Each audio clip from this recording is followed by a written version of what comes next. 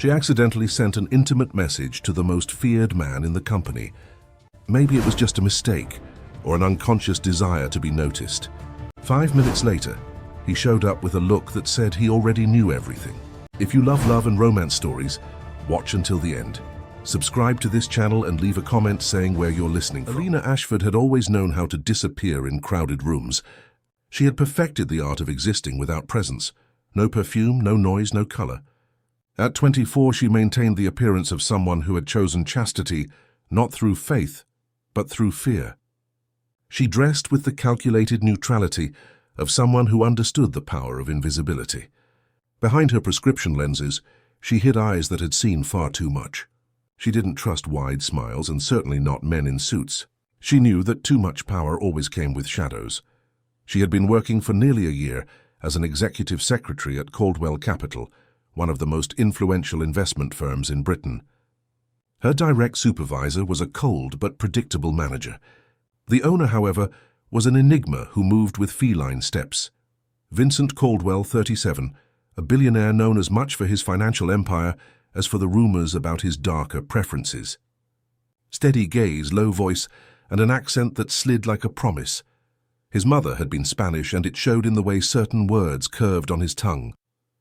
He was almost never in the building, and when he appeared, no one dared breathe too loudly.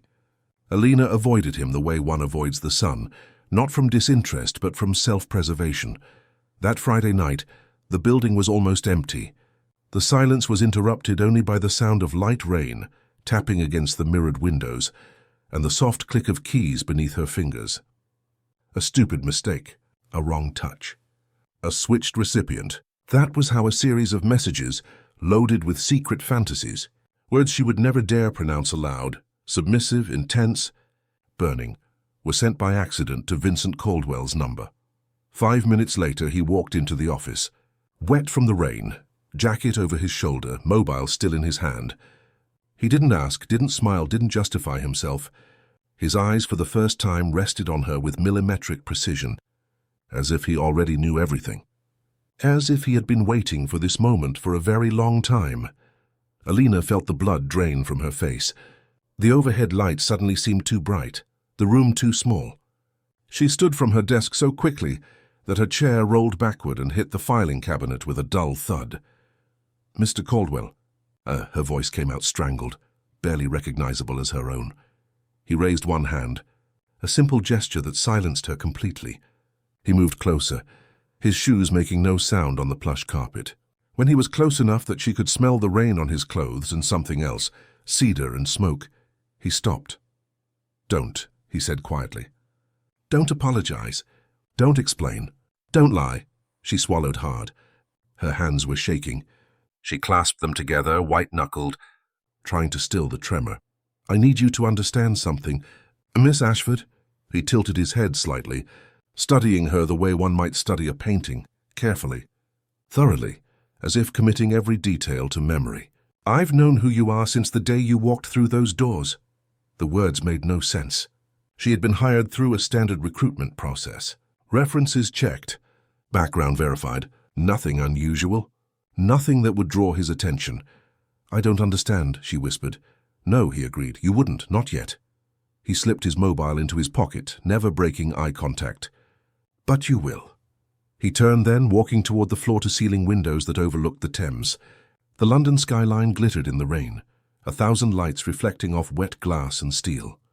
Alina remained frozen where she stood, her heart hammering against her ribs. "Those messages," Vincent said, his back still to her. "They weren't meant for me." "No," she managed. "They were meant for—" She stopped herself. She couldn't say it. Couldn't explain that they were meant for an anonymous chat forum, a place where she could be someone else, where she could explore the parts of herself she kept locked away. "For no one real," he finished for her, turning back to face her. "For a fantasy. For someone who doesn't exist." He paused. "But I am very real, Alina, and now I know exactly who you are beneath all this." He gestured vaguely at her, at the shapeless grey cardigan, the high-necked blouse, the long skirt that reached her ankles. She felt exposed in a way she had never felt before. Not when her mother had discovered her diary at 15.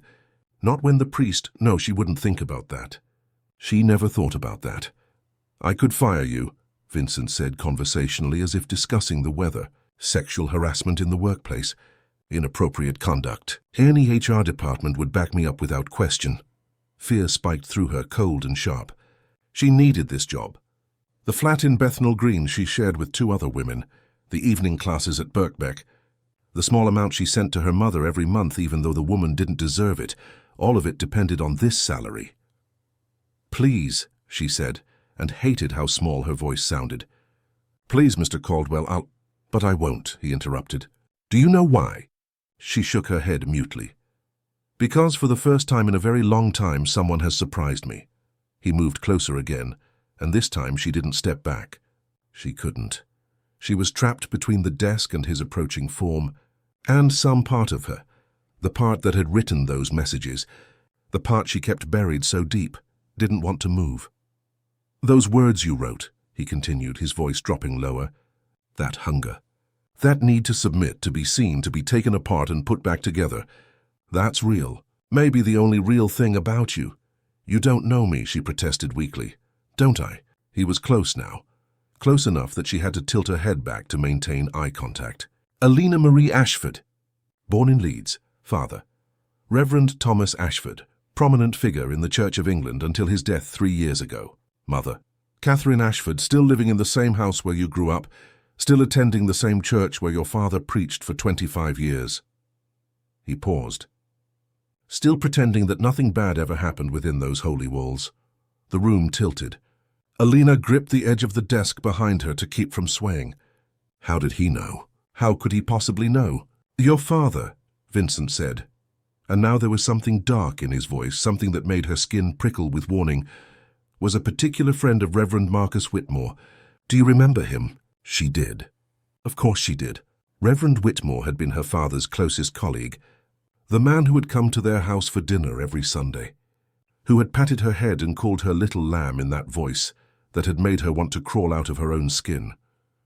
"I see you do," Vincent observed. "Good. Then you'll understand when I tell you that your being here in my company, working so close to me, that wasn't an accident." "What are you saying?" But she already knew, already felt the trap closing around her, the walls narrowing. "I'm saying that I arranged for your recruitment. I ensured your CV reached the right desk. I made certain you were hired." He leaned in, his breath warm against her ear. "I've been watching you for months, Alina, watching you hide, watching you pretend, watching you suffocate yourself in these clothes, behind these glasses, under all this fear." She should run. Every instinct screamed at her to run, but she couldn't move, couldn't breathe. "Why?" The word came out broken. Vincent pulled back just enough to look at her properly. In his eyes she saw something she hadn't expected. Pain. Old pain, buried deep but never healed. "Because your father and his friends destroyed someone I loved," he said simply. "Because they covered it up. Because they used their position and their power to silence her, to make her disappear, to pretend she had never existed at all." His jaw tightened. "And because I want them to pay for what they did." "My father is dead," Alina said numbly. "I know. I attended his funeral." Vincent smiled, but there was no warmth in it. "I stood in the back and watched everyone mourn a monster. Watched them talk about his charity, his devotion, his service to God, and I wanted to burn that church to the ground." She believed him. God help her, she believed every word. "So what am I?" she asked. "Revenge." "Maybe," he admitted. "At first, but then you sent me those messages and I realized something." He reached out and removed her glasses with such careful gentleness that she didn't think to stop him. Without them, his face was softer, blurred at the edges. "You're as much a victim of those men as she was. Her maybe more, because you're still here, still living, still carrying all that damage around like stones in your pockets." Alina blinked rapidly, her eyes adjusting to the loss of the lenses. Who was she? The woman they hurt. "My mother," Vincent said quietly. "Isabella Caldwell. She was housekeeper at a church in Manchester when she was 17. Your father was a young curate there. Marcus Whitmore was the vicar." He paused. "They both took advantage of her. And when she became pregnant with me, they accused her of being a liar and a whore. They had her dismissed, blacklisted. She spent the rest of her life cleaning offices and taking in sewing, always looking over her shoulder, always afraid they would come back to finish what they'd started. "I'm sorry," Alina whispered. And she was. She was so terribly sorry. "She died 10 years ago," Vincent continued. "Cancer. Couldn't afford proper treatment until it was too late. I was 27. I'd just made my first million. 1 year too late to save her." He folded her glasses carefully and set them on the desk.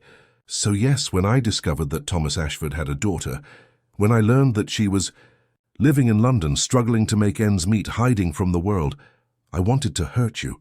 I wanted you to feel even a fraction of what my mother felt." "But," Alina prompted, because there was clearly more. "But then I watched you, really watched you. And I saw that you were already hurting, that you were already drowning. That whatever happened to you in that house, in that church, had marked you just as deeply as what happened to my mother marked me." He reached out and traced the line of her jaw with one finger. She flinched but didn't pull away. "So I waited. I watched. And I wondered what would happen if I gave you permission to be the woman you wrote about in those messages. The woman who wants to surrender, who wants to be seen, who wants to stop hiding. This was insane. All of it. She should leave. Should gather her things and walk out and never look back, but she didn't move. "Those messages," she said haltingly, "they were private. They were never supposed to—" "I know," Vincent interrupted, "but you sent them to me. Maybe by accident, maybe by fate. Either way, they're mine now, just like you are." The presumption should have angered her. Instead, it sent a thrill of dark excitement through her veins. "I'm not yours," she said, but the protest was hollow. "Not yet," he agreed. "But you will be, because I'm going to give you something no one else ever has, Alina. I'm going to give you the truth about your father, about what really happened at that church, about the woman whose portrait hangs in my study." He leaned in close again, his lips nearly brushing her ear. "And in exchange, you're going to give me everything. Your secrets, your fear, your body, your trust." "I can't," she breathed. "You can," he countered. "You already have. Those messages proved it." He stepped back then, giving her space, giving her air.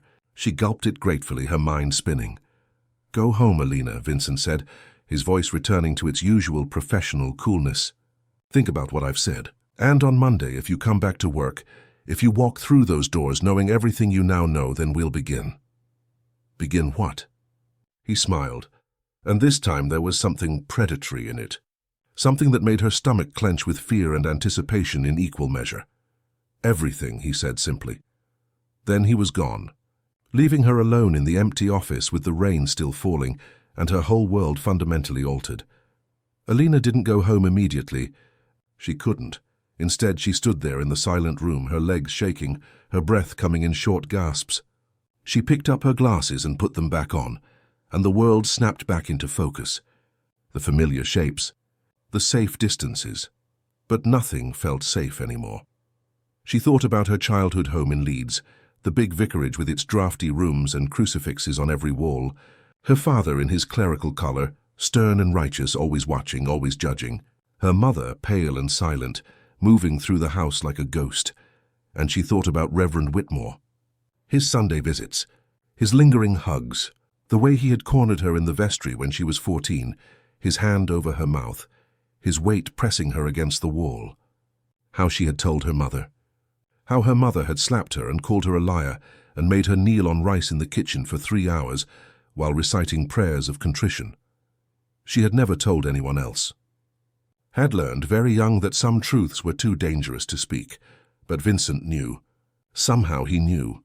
The weekend passed in a blur. Alina barely slept, barely ate. She walked the streets of Bethnal Green, Shoreditch, Spitalfields, trying to outpace her thoughts. She sat in cafes and stared at nothing.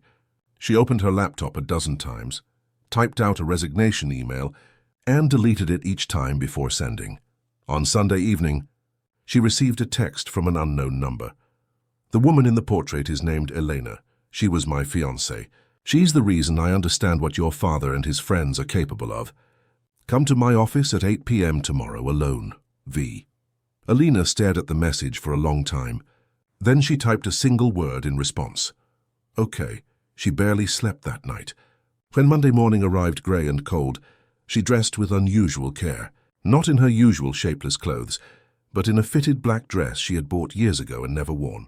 She left her hair down instead of pulling it back in its severe bun. She even put on lipstick. Just a touch, barely there, but enough to make her feel different. Exposed. The day crawled by. She went through the motions of her work, but her mind was elsewhere. Her manager asked if she was feeling well. She said she was fine. A lie, but one she had told so many times it came easily. At 7:45, she took the lift to the top floor. The executive level was quiet, most people having left for the day. Vincent's office occupied the corner suite, with views over the Thames. She had never been inside. The door was ajar. She knocked anyway. "Come in," his voice called. She pushed the door open and stepped inside. The office was exactly what she would have expected. Expensive furniture, modern art, floor-to-ceiling bookshelves. But it was the portrait that drew her eye immediately. The woman was beautiful. Dark hair, dark eyes, olive skin. She wore a simple white dress and looked directly at the viewer with an expression that was both serene and deeply sad. There was something familiar about her, though Alina couldn't place what. "Elena Martinez," Vincent said from behind her. She turned to find him standing by the windows, a glass of whiskey in his hand. He wore dark trousers and a white shirt with the sleeves rolled up. No tie.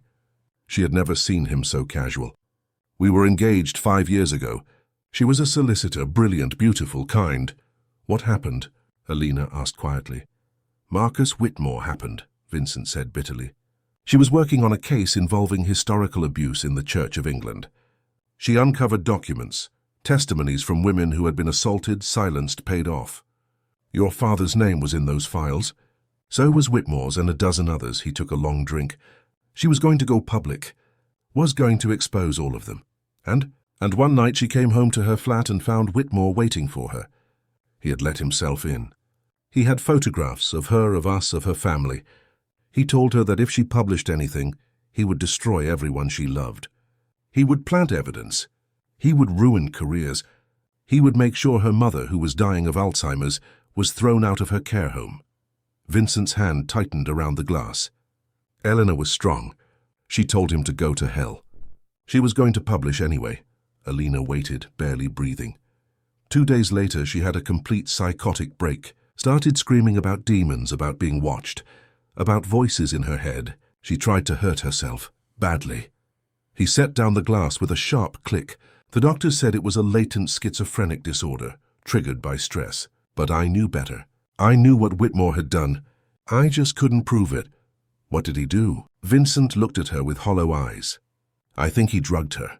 LSD, maybe, or something similar. Enough to fracture her mind. Enough to discredit anything she might say. She spent 6 months in a psychiatric hospital. When she came out, she didn't remember the case, didn't remember the documents, could barely remember me. His voice cracked slightly. She's in a private clinic now under a different name. I visit her once a month. Some days she knows me. Most days she doesn't. That's why you brought me here, Alina said, understanding finally clicking into place. You want revenge, and you think I can help you get it. Partially, Vincent admitted, but it's more complicated than that now. Because of you, because of what I saw in those messages you sent me. He crossed the room to stand in front of her. This close, she could see the fine lines around his eyes, the grey threading through his dark hair. I want to offer you a choice, Alina, he said. You can walk away right now, resign. I'll give you an excellent reference, 6 months severance pay, and you never have to see me again. Or, her voice was barely a whisper, or you stay. You let me show you everything I've discovered about your father, about Whitmore, about the whole corrupt system they were part of. You let me give you the tools to finally understand what happened to you, what they did to you. He reached out and cupped her face in his hands. And you let me help you become the woman you're meant to be. The woman who doesn't hide. The woman who takes what she wants. And what do you get? His smile was dark. I get you. In every way, completely, until this is finished. It was too much, too fast. Too dangerous. But when Alina opened her mouth, only one word came out. Yes. The word hung between them, irrevocable. Vincent's eyes darkened, and she felt the atmosphere in the room shift, become charged with something electric and terrifying. Say it again, he commanded softly. So there's no misunderstanding. So you can't pretend tomorrow that you didn't mean it. Yes, Alina repeated, her voice stronger this time. I want to know. I want to understand. She faltered, unable to finish. What do you want, Alina? His thumb stroked her cheekbones, the gesture unexpectedly tender. To stop being afraid, she whispered. Something in his expression softened fractionally. I can't promise you that, but I can promise that you won't be afraid alone anymore. He released her face and stepped back. Take off the dress. She stared at him. What?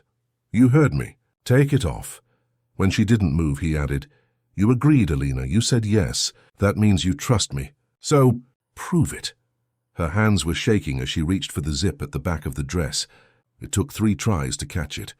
She could feel Vincent watching her, feel the weight of his gaze like a physical touch.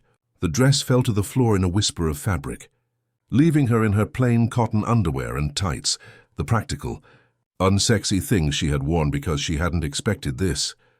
Hadn't imagined that he would. Keep going, Vincent said. His voice was calm, controlled, but she could hear the edge beneath it. She peeled off the tights, then hesitated. Her bra and knickers were nothing special. White cotton, high-waisted, the kind her mother had taught her to wear, modest, appropriate, safe. All of it, Vincent said. She wanted to refuse. Wanted to cover herself. But that word, yes, still echoed in her ears. She had chosen this. Had walked into this office knowing on some level that this was where it would lead.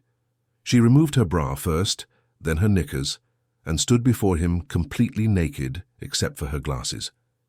The air conditioning made her skin prickle. She fought the urge to cover herself with her hands. Vincent circled her slowly, studying her the way one might study a sculpture. She had expected him to touch her, but he didn't. He just looked. Do you know what I see? He asked finally. No, she managed. I see someone who has spent her entire life making herself small, making herself undesirable, making herself invisible. He stopped in front of her. But you're not invisible to me, Alina. You never were.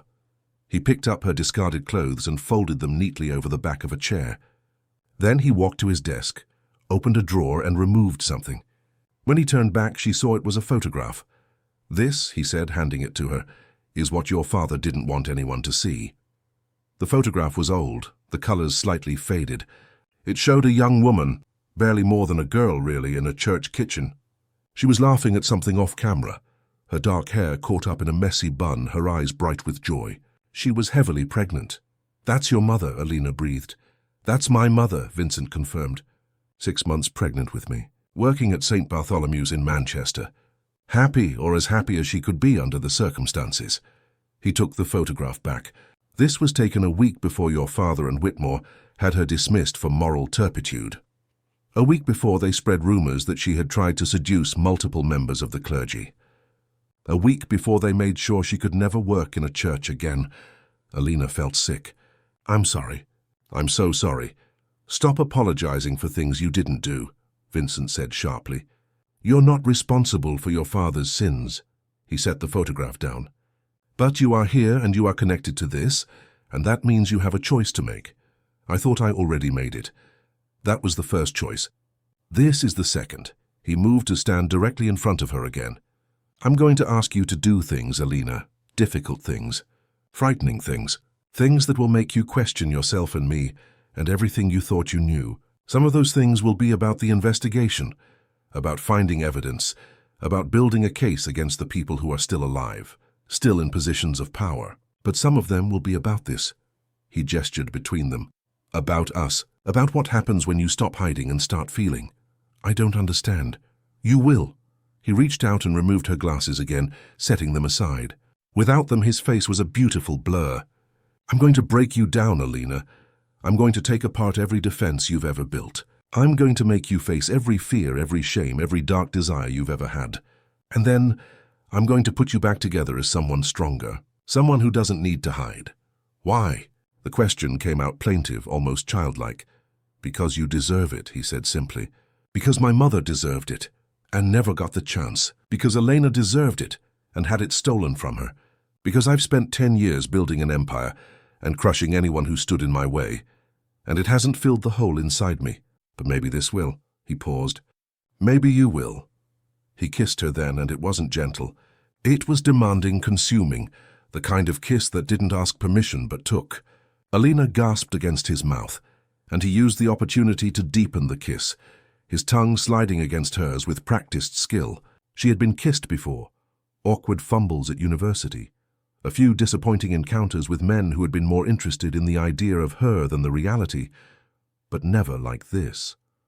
Never with such complete confidence, such absolute surety that he had every right to her mouth, her breath, her response. When he pulled back, she was dizzy, disoriented. He steadied her with hands on her waist, his grip firm but not painful. "Get dressed," he said. "Not in that," he gestured to the black dress. "There's a bag in the bathroom. Put on what's inside." She found the bathroom through a door she hadn't noticed before. It was all white marble and chrome, pristine and impersonal. The bag sat on the counter, black with tissue paper spilling out. Inside was a dress, deep burgundy, made of some kind of soft, clingy material. No bra, no knickers, just the dress and a pair of heels in her exact size. She put it on, her hands still shaking. The dress felt like sin against her skin, hugging every curve she had spent years hiding. The neckline was modest enough, but the way it draped made it clear she was wearing nothing underneath. The heels added 3 inches to her height, changing the way she had to stand, the way she had to walk. When she emerged from the bathroom, Vincent was standing by the window again, looking out at the city. He turned when he heard her, and something flashed in his eyes, approval, hunger, possession. "Better," he said. "Much better." "Where are we going?" Alina asked, because it was clear they were going somewhere. "To dinner. To be seen together. To begin establishing what we are to each other in the eyes of people who matter." He shrugged into his jacket. "And then, if you're still willing, to my home, where I'll show you the documents I've collected, where I'll introduce you to the truth about your past." And then, she wasn't sure she wanted to know the answer. "And then," Vincent said, crossing to her and offering his arm, "we'll see how brave you really are." They took his car, a sleek black Jaguar that probably cost more than she earned in 5 years. The driver, a silent man with military bearing, didn't react to her appearance, didn't even glance in the rearview mirror. They drove west through London, the city lights sliding past the tinted windows. "Where exactly are we going?" Alina asked. "Mayfair, Le Chevalier." "Have you heard of it?" She had. It was the kind of restaurant that required reservations months in advance, where a single meal could cost more than her weekly grocery budget. "I can't afford—" "You're not paying," Vincent interrupted. "You're never paying, Alina. Not for meals, not for clothes, not for anything. Do you understand?" "I don't want to be bought," she said stiffly. "You're not being bought. You're being cared for." "There's a difference," he looked at her. "I have more money than I could spend in 10 lifetimes. Let me use it for something that matters."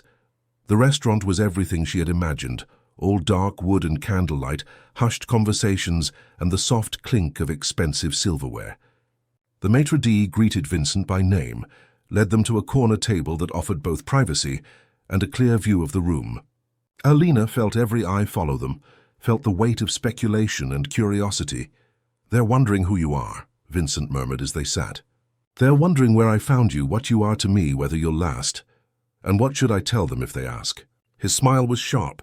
"Tell them the truth, that you're mine." The meal was exquisite, though Alina barely tasted it. She was too aware of Vincent across the table, the way he watched her eat, the way he ordered for both of them without asking what she wanted. It should have annoyed her, this assumption of control. Instead, it felt strangely liberating, as if she could simply exist without having to make decisions, without having to be in charge of herself.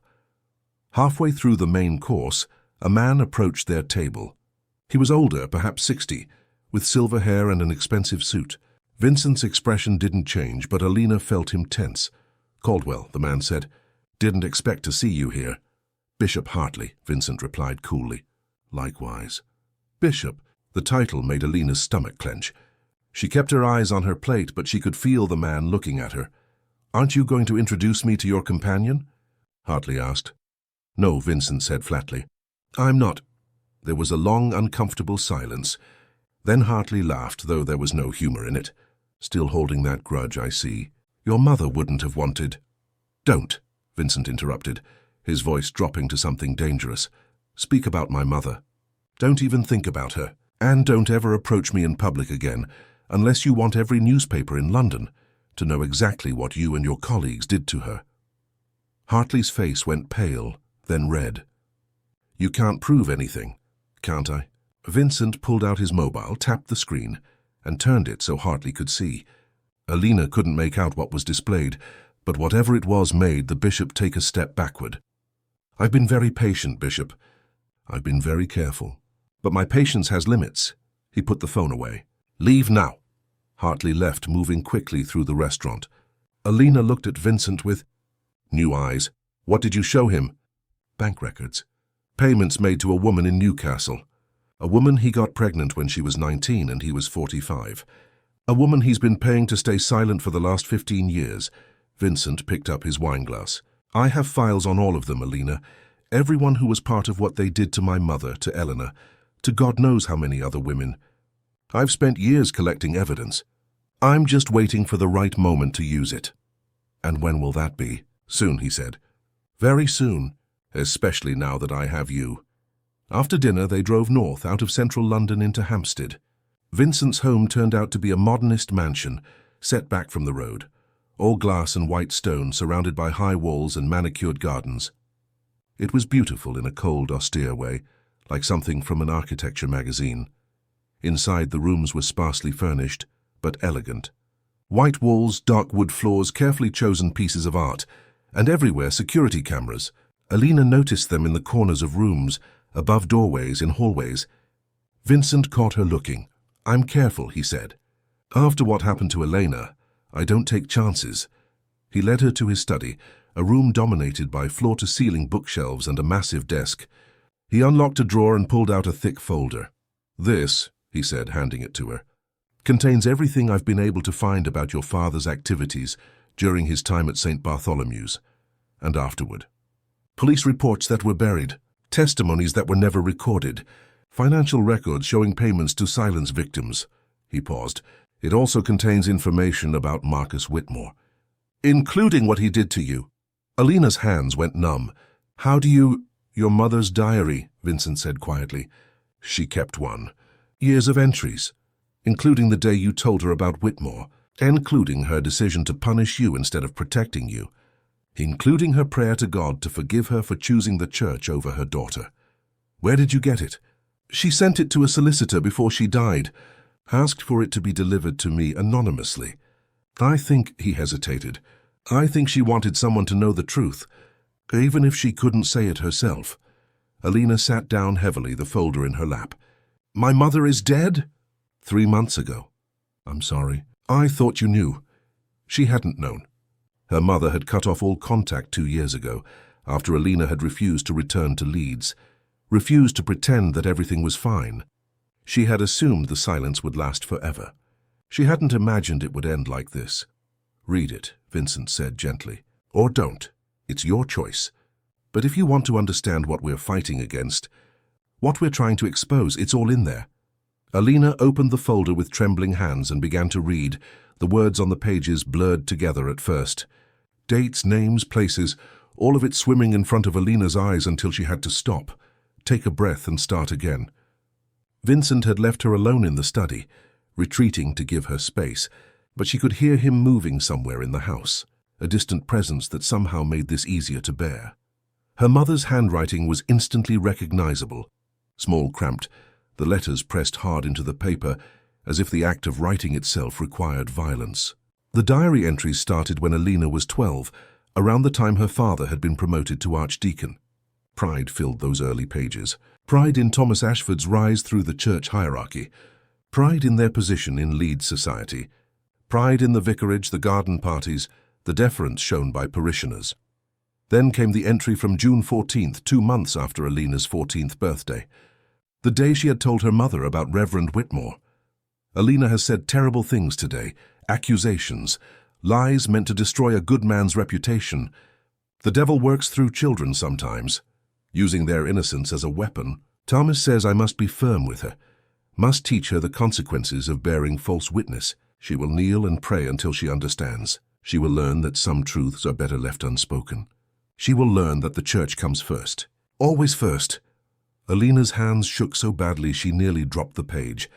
She remembered that day, remembered kneeling on dried rice in the kitchen, her knees bleeding through her school tights, her mother standing over her with the Bible open to Exodus. "Thou shalt not bear false witness against thy neighbor." 3 hours she had knelt there.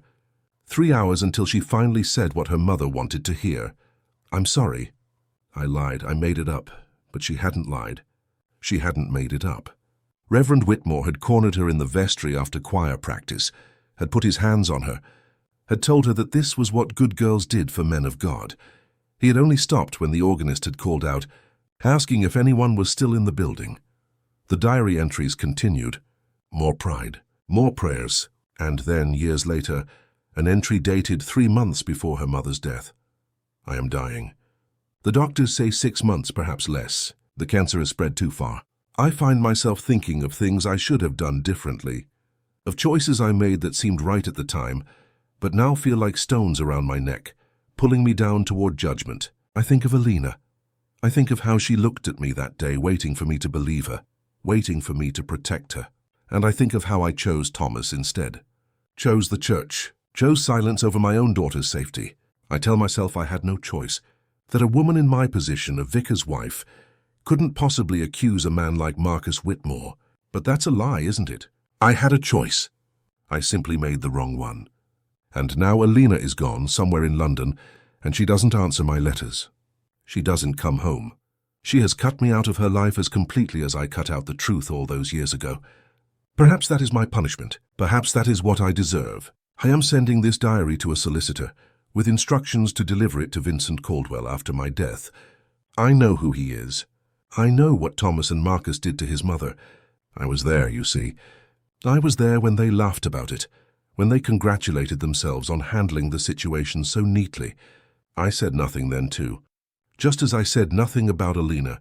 Just as I said nothing about the other girls. Yes, there were others. So many others. And I knew.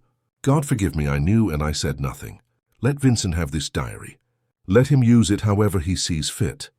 Let something good come from my cowardice, even if it's too late for me. The folder slipped from Alina's numb fingers and scattered across the floor. She sat there staring at nothing, her mother's words echoing in her head. Other girls, so many others, her mother had known about Whitmore, had known about her own husband's crimes, had known and done nothing. She didn't hear Vincent return until he was kneeling in front of her, gathering the scattered papers with careful hands.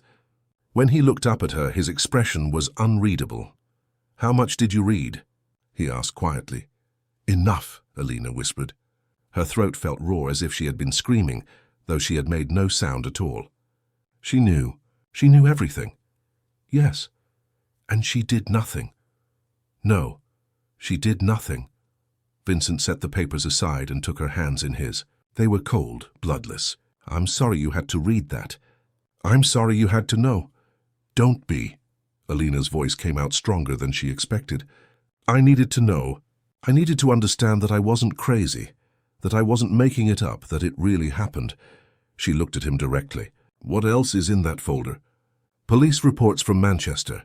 5 different women filed complaints against your father and Whitmore between 1998 and 2004. All of them were dismissed as unreliable.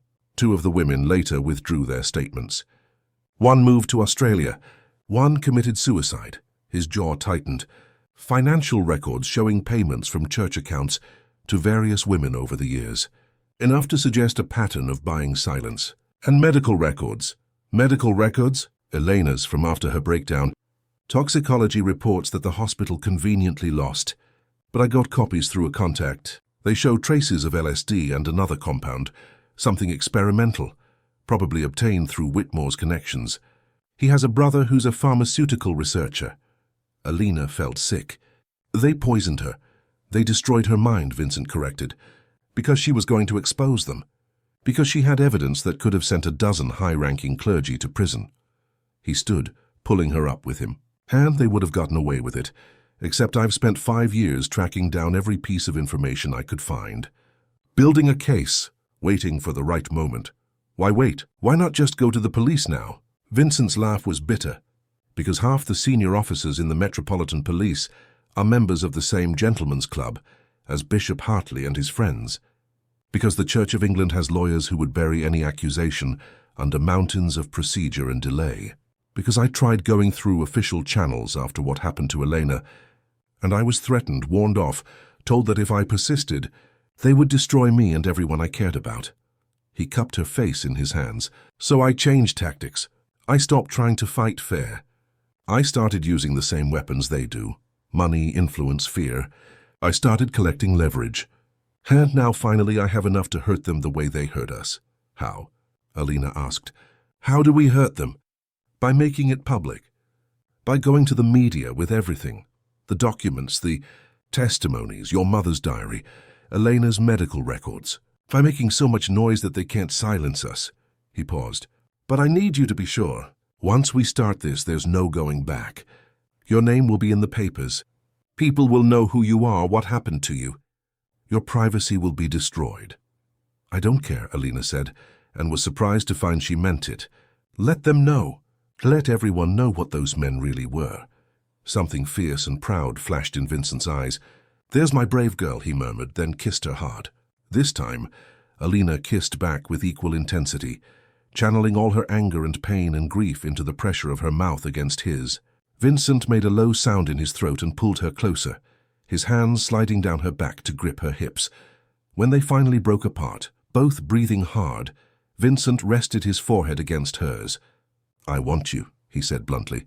I've wanted you since the first time I saw you trying to disappear in a staff meeting. But I need you to be certain. Need you to choose this with clear eyes. I choose this, Alina said. I choose you. She hesitated.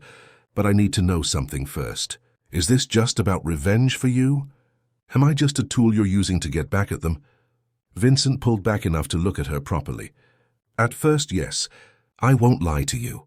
When I engineered your hiring, when I put you in a position where our paths would cross, I was thinking about revenge, about making Thomas Ashford's daughter part of taking down his legacy. He stroked her cheek with his thumb. But then I actually met you, actually watched you, and I saw someone who was drowning the same way I was drowning, someone who had built a prison out of fear and shame and spent every day locked inside it. And I thought, maybe I can help her. Maybe I can give her the key to her own cage. And what do you get out of that? His smile was crooked. Maybe my own key. Maybe a reason to feel something other than anger for the first time in 10 years. Maybe you. He kissed her again, softer this time. I can't promise this will be easy, Alina. I can't promise I'll always be gentle or fair or kind. There's too much damage in me, too much rage. But I can promise I'll never lie to you. And I can promise that whatever happens between us, it's real. Show me, Alina whispered. Show me it's real. Vincent's eyes darkened. He took her hand and led her out of the study, through the house, up a curved staircase to the second floor. His bedroom was as austere as the rest of the house. White walls, dark furniture, a massive bed with charcoal grey sheets. Floor-to-ceiling windows looked out over the garden, but he touched a switch and they frosted over, becoming opaque. Privacy, he explained. Then more gently, are you sure? For answer, Alina reached for the zip on the burgundy dress, but Vincent caught her hand, stopping her. Not yet, he said. First, I want you to tell me what you wrote in those messages. I want to hear you say it out loud. Shame flooded through her, hot and choking. I can't. You can. He guided her to sit on the edge of the bed, then knelt in front of her, still fully dressed while she sat there in the clinging dress that hid nothing.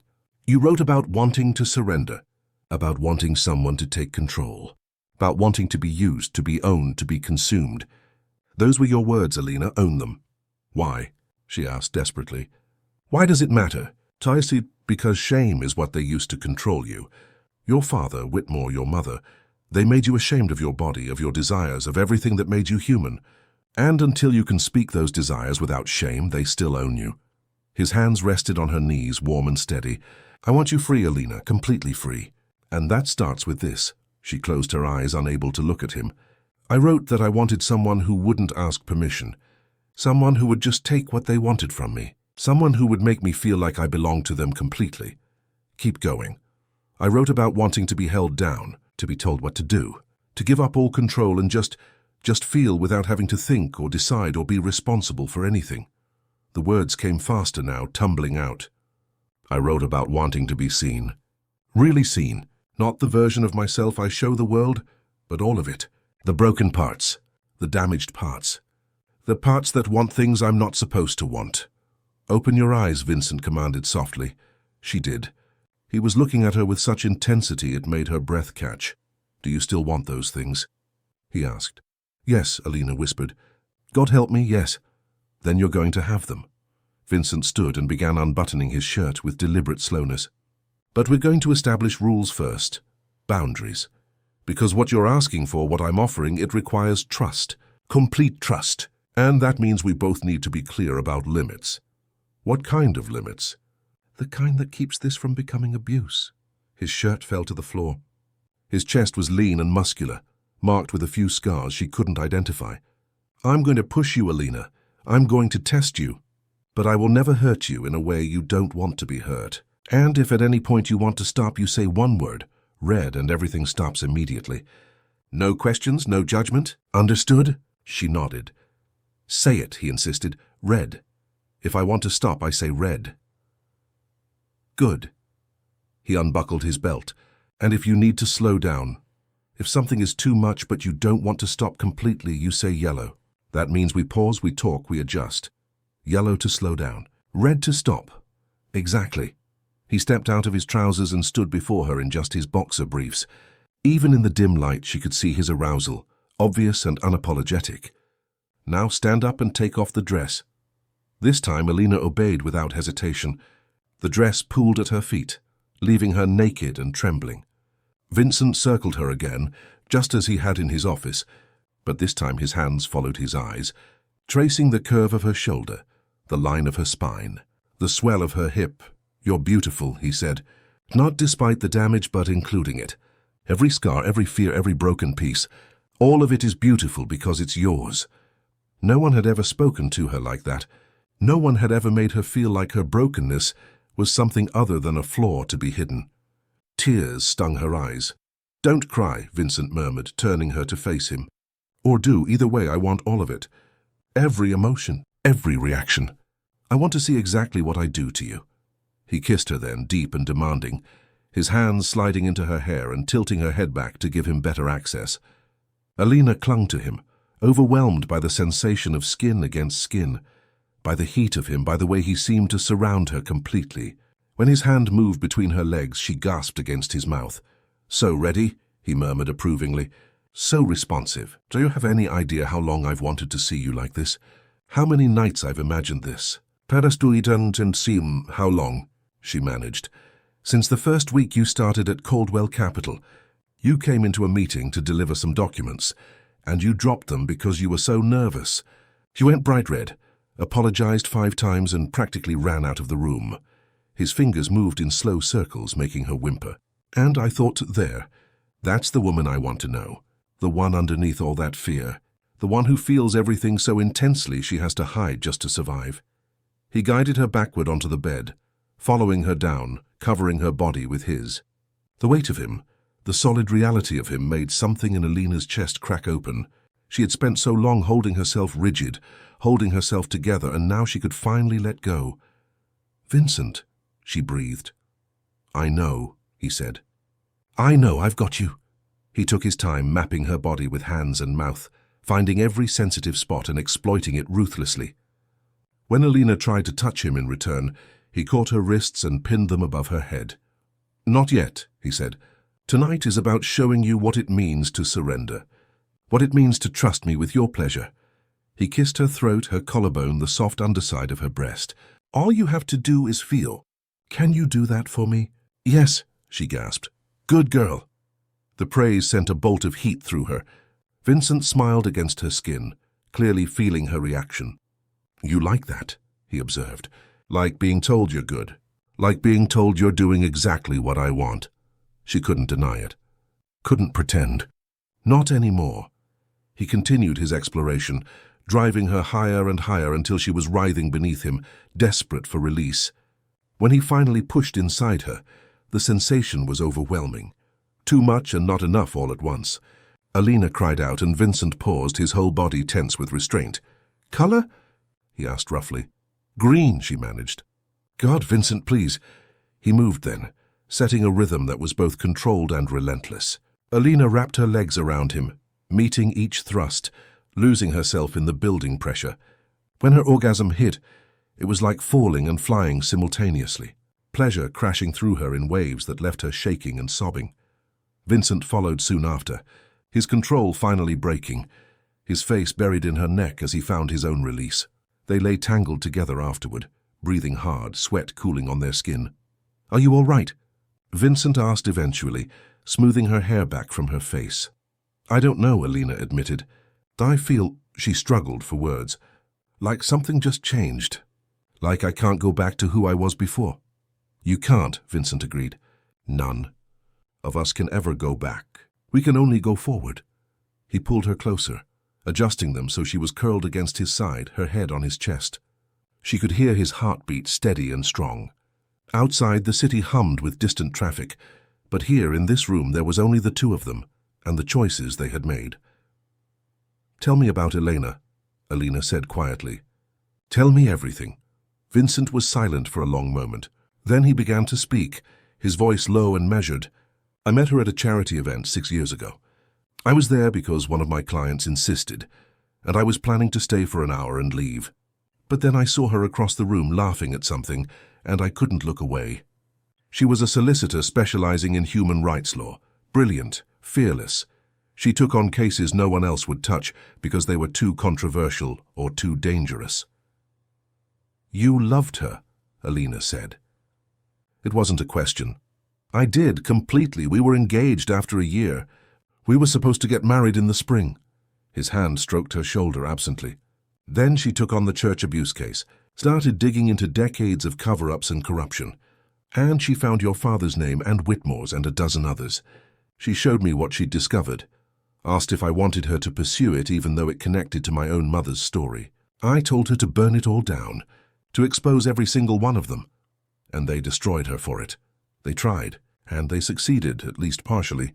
The woman I loved, the woman who was so sharp and strong and sure of herself, she's gone. The person in that clinic is someone else, someone who doesn't remember who she was or what she was fighting for." Vincent's voice roughened. "I visit her every month because I promised I would always take care of her. But she doesn't know me anymore. Most days she doesn't even recognize her own name."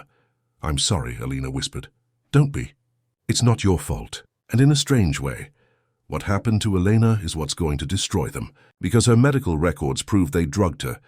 And the clinic she's in has records of my visits, records of my payments, a documented relationship. When we go public with everything, when we show that they were willing to chemically lobotomize a woman to silence her, it won't matter how many lawyers they have or how many friends in high places. Public opinion will crucify them." Alina was quiet, processing all of this. Then she asked, "Does Elena have family? People who visit her?" "Her parents died in a car crash when she was 20. She has a sister in Edinburgh, but they were estranged. Elena tried to reconnect after the breakdown, but her sister refused. Said she didn't want to be associated with someone mentally ill." Vincent's tone was bitter. "So no, I'm all she has. Can I meet her? When you visit next?" Vincent tensed. "Why? It wasn't only because she's part of your story, part of this. And because," Alina struggled to articulate the feeling, "because I need to see what they're capable of. Need to understand completely what we're fighting against." He was silent for a long time. Then, "All right, I visit her next Saturday. If you're certain, you can come with me." They lay there in the darkness, wrapped around each other, until Alina finally drifted into an exhausted sleep. When she woke, grey morning light was filtering through the frosted windows, and Vincent was already awake, watching her with an unreadable expression. "What time is it?" she asked groggily. 6:30. "You should sleep more." "It's Saturday." But Alina was suddenly completely awake. Saturday, the day she usually did her washing at the laundrette, bought groceries at the corner shop, maybe met a friend for coffee. Normal Saturday things, except nothing about her life was normal anymore. "I need to go home," she said. "Get my things, change clothes. You can wear something of mine, or I can have clothes delivered here." The casual assumption that she would stay, that this was now her place as much as his, should have alarmed her. Instead, it felt inevitable, as if this had always been where she was heading. "I still need to go home," she insisted. "My flatmates will worry. I need to tell them." She paused. "What do I tell them?" "The truth," Vincent said. that you're seeing someone, that you'll be spending less time at the flat, that you're safe. He propped himself up on one elbow. Unless you want to hide this. Hide us? No, the answer came immediately, surprising them both. No, I don't want to hide anymore. Vincent's smile was slow and satisfied. Good, because I have no intention of being discreet. By Monday, everyone at Caldwell Capital will know you're mine. By next month, so will everyone else who matters. Won't that cause problems? You're my employer. Then I'll transfer your employment to a subsidiary, put you on a different floor under a different manager. The optics can be managed. He cupped her face. What can't be managed is me pretending I don't want you. I've spent 10 years pretending, Alina. Pretending I'm fine. Pretending the anger doesn't eat at me every day. Pretending I don't need anything or anyone. I'm done pretending. She understood that. God, did she understand that? They showered together, Vincent's hands slick with soap as they explored her body again, learning her responses, cataloguing what made her gasp and moan. By the time they were done, Alina felt thoroughly claimed, marked in ways that had nothing to do with visible bruises. Vincent lent her clothes for the journey home, one of his shirts, soft cashmere that hung to mid-thigh on her, and a pair of his running shorts that she had to tie tight to keep from falling down. She looked ridiculous, but when she caught sight of herself in the mirror, she barely recognized the woman staring back. Her lips were swollen from kissing. Her hair was wild. Her eyes were bright with something that might have been happiness or might have been terror, or might have been both. The driver took her back to Bethnal Green, pulling up outside the shabby Victorian conversion where she rented a room. Vincent had wanted to come with her, but she had insisted on doing this alone. She needed a few hours to think, to process everything that had happened. He had agreed reluctantly, but not before extracting a promise that she would be back at his house by evening. Her flatmates, Gemma and Priya, were in the kitchen when she let herself in. They both turned at the sound of the door and their eyes went wide. Alina? Gemma said uncertainly. Is that you? It's me, Alina confirmed. Bloody hell, Priya breathed. What happened to you? And whose clothes are those? Alina sat down at the small table and told them. Not everything. She didn't mention the documents or the revenge or Vincent's mother, but enough. That she had started seeing her boss. That it was serious. That she would be spending most nights at his place from now on, but would continue paying her share of the rent, unless they wanted to find someone else. The two women exchanged looks that held entire conversations. Finally, Gemma said carefully, Are you sure about this? You don't really know him. And he's your boss, which is... I know, Alina interrupted. I know it's fast. I know it looks insane from the outside. But I need you to trust me when I say this is what I want. What I need. Priya leaned forward. Has he hurt you? Are you in danger? No, God, no. How to explain? He's the first person who's ever really seen me, who's made me feel like I don't have to hide. The concern didn't entirely leave their faces, but they nodded. Okay, Gemma said, but we're here if you need us. Any time, day or night. And if anything feels wrong, you get out and come straight here, promise? Promise, Alina said, meaning it. She packed a bag with clothes and toiletries, gathered a few books and her laptop, and caught the tube back to Hampstead. Vincent was waiting when she arrived, and the relief on his face was almost comical. I was starting to think you'd changed your mind, he admitted.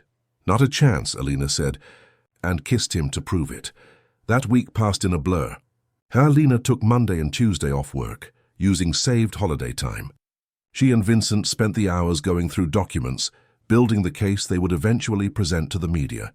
They made lists of journalists who might be willing to cover the story, lawyers who could protect them from defamation suits, advocacy groups who would amplify their message. But they also just existed together. Vincent cooked for her. He was surprisingly skilled in the kitchen, though he admitted it was something he'd learned out of necessity after his mother died. They watched films. They argued about books. They made love with increasing familiarity, learning each other's bodies and preferences. And on Saturday they drove to Surrey, to the private clinic where Elena lived. The facility was beautiful in that expensive, impersonal way, all manicured lawns and modern architecture, designed to look like a spa rather than a psychiatric hospital. Vincent signed them in at the reception desk, and a nurse led them through quiet corridors to a sunny room overlooking a garden. Eleanor was sitting in a chair by the window, a book open in her lap. She looked younger than Alina had expected, perhaps early 30s with long dark hair and delicate features. She wore a simple blue dress and no shoes. When they entered, she looked up with an expression of polite inquiry. "Vincent," she said. Her voice was soft, cultured. "How nice of you to visit." There was no recognition in her eyes, none at all. "Hello, Elena," Vincent said gently. "I brought someone to meet you. This is Alina." Elena's gaze shifted to Alina, and something flickered in her expression. Curiosity, maybe, or confusion. "Alina," she repeated. "That's a pretty name. Are you Vincent's sister?" "No," Alina said carefully, taking the seat Vincent indicated. "I'm his—" She hesitated, unsure how to finish. "She's important to me," Vincent supplied. "Very important." "That's lovely," Elena said with genuine warmth. Then turning back to the window, "Have you seen the roses? They've just bloomed. I like the yellow ones best." The visit lasted an hour. Elena spoke about the garden, about a book she was reading, about a bird she had seen that morning. She didn't mention her past, her career, her engagement to Vincent. It was as if those parts of her had been simply erased, leaving behind only this pleasant, placid woman who smiled at strangers and talked about roses. When they left, Alina saw the devastation on Vincent's face, quickly masked. In the car, she took his hand and held it tightly. "I'm sorry," she said. "I'm so sorry." "Now you understand," Vincent replied, his voice rough. "Now you see what they did, and why I can't let it go. Why I won't stop until every single one of them pays." "We won't stop," Alina corrected. "We'll do this together." He looked at her then, really looked at her, and she saw something in his eyes she hadn't seen before. Not just desire or determination, but hope. Fragile and tentative, but there. "Together," he agreed. That night, back at the house, they lay in bed and made plans. Plans for the investigation, for the public campaign, for the life they would build after all of this was over. And for the first time in longer than she could remember, Alina felt like she had a future worth fighting for. The journalist's name was Miranda Chen, and she had made her reputation exposing corruption in places most people were too afraid to look. Vincent had been cultivating a relationship with her for 3 years, feeding her small stories, building trust. Now sitting across from her in a private room at the Wolseley, Alina watched as Vincent slid a USB drive across the white tablecloth. "Everything we discussed," he said quietly. "Bank records, testimonies, medical files, police reports that were buried. All of it authenticated and verified." Miranda didn't touch the drive immediately. Instead, she studied them both with sharp, dark eyes. She was younger than Alina had expected, perhaps 40, with silver threaded through her short black hair and the kind of face that had seen too much to be easily shocked. "You understand what you're asking me to do," Miranda said. It wasn't a question. "The Church of England isn't some corporate entity I can expose with a few damning emails.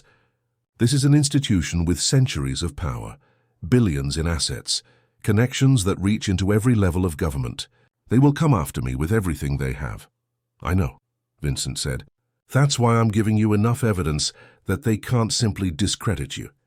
That's why I'm willing to go on record, to put my name and face to this story.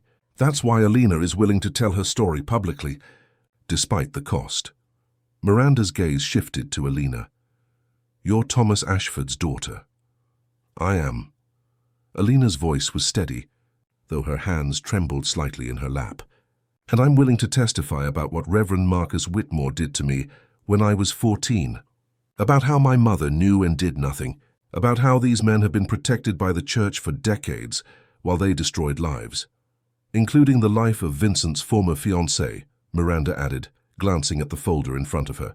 "Elena Martinez, that's going to be the most controversial part of this story, accusing church officials of deliberately drugging a solicitor to silence her investigation.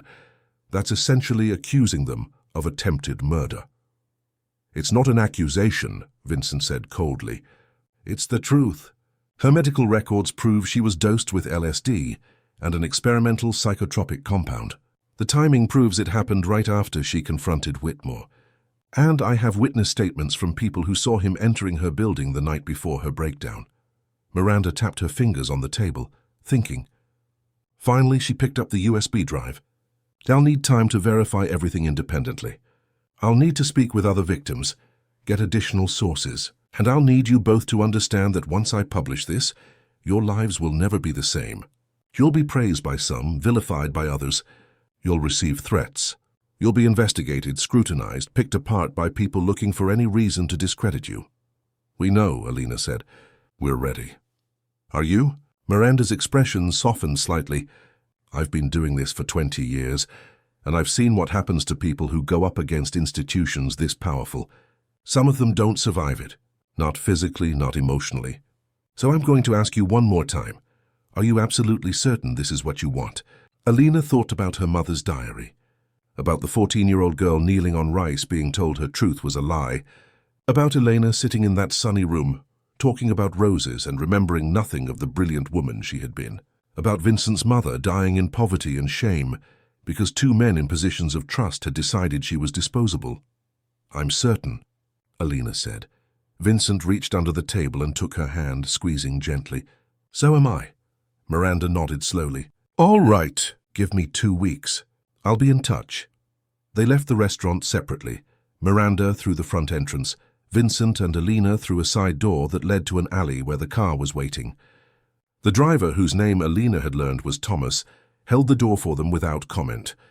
He had been with Vincent for 5 years, and apparently knew better than to ask questions about clandestine meetings.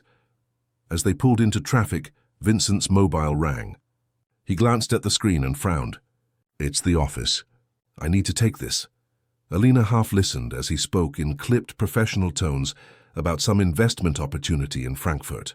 She was too busy watching London slide past the tinted windows, thinking about what would happen when Miranda's story went public. She had told Miranda she was ready, but was she really?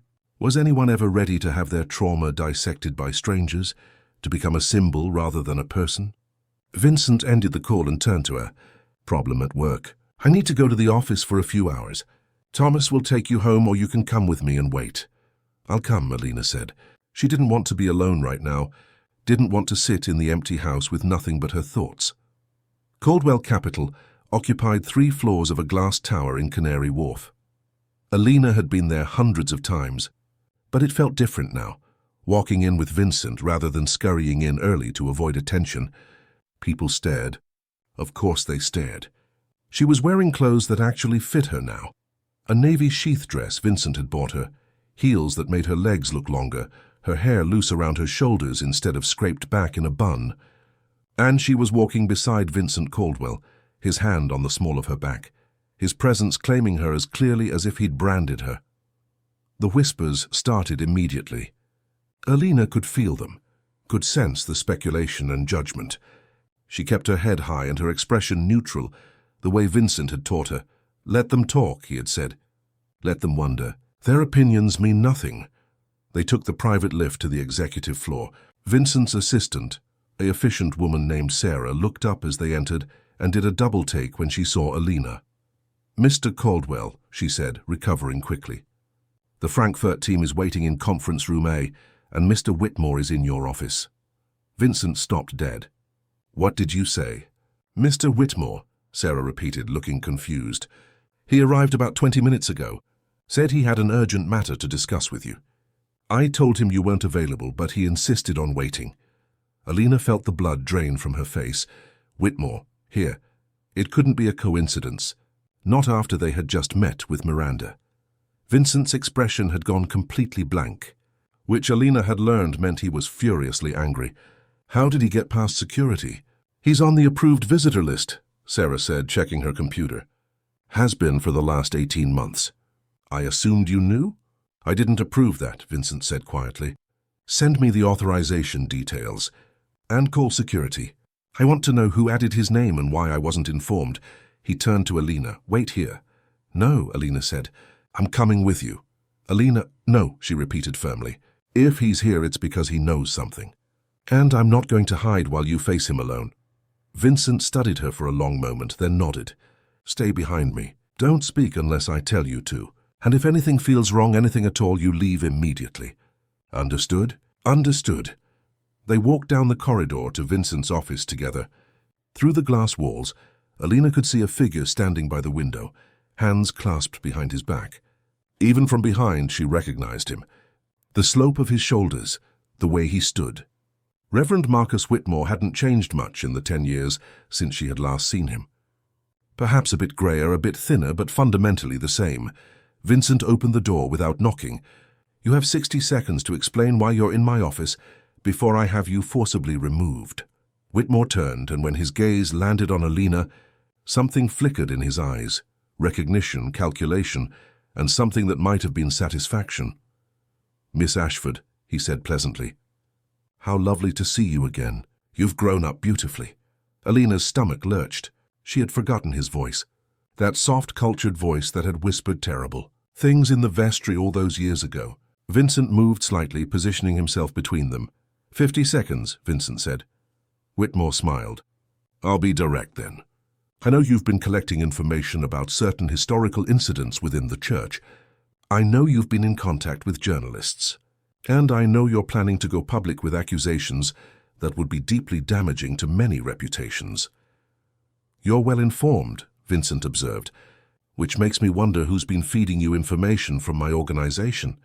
That's irrelevant. What matters is that I'm here to offer you an alternative. I'm not interested in alternatives, not even one that would benefit Miss Ashford." Whitmore's gaze slid back to Alina.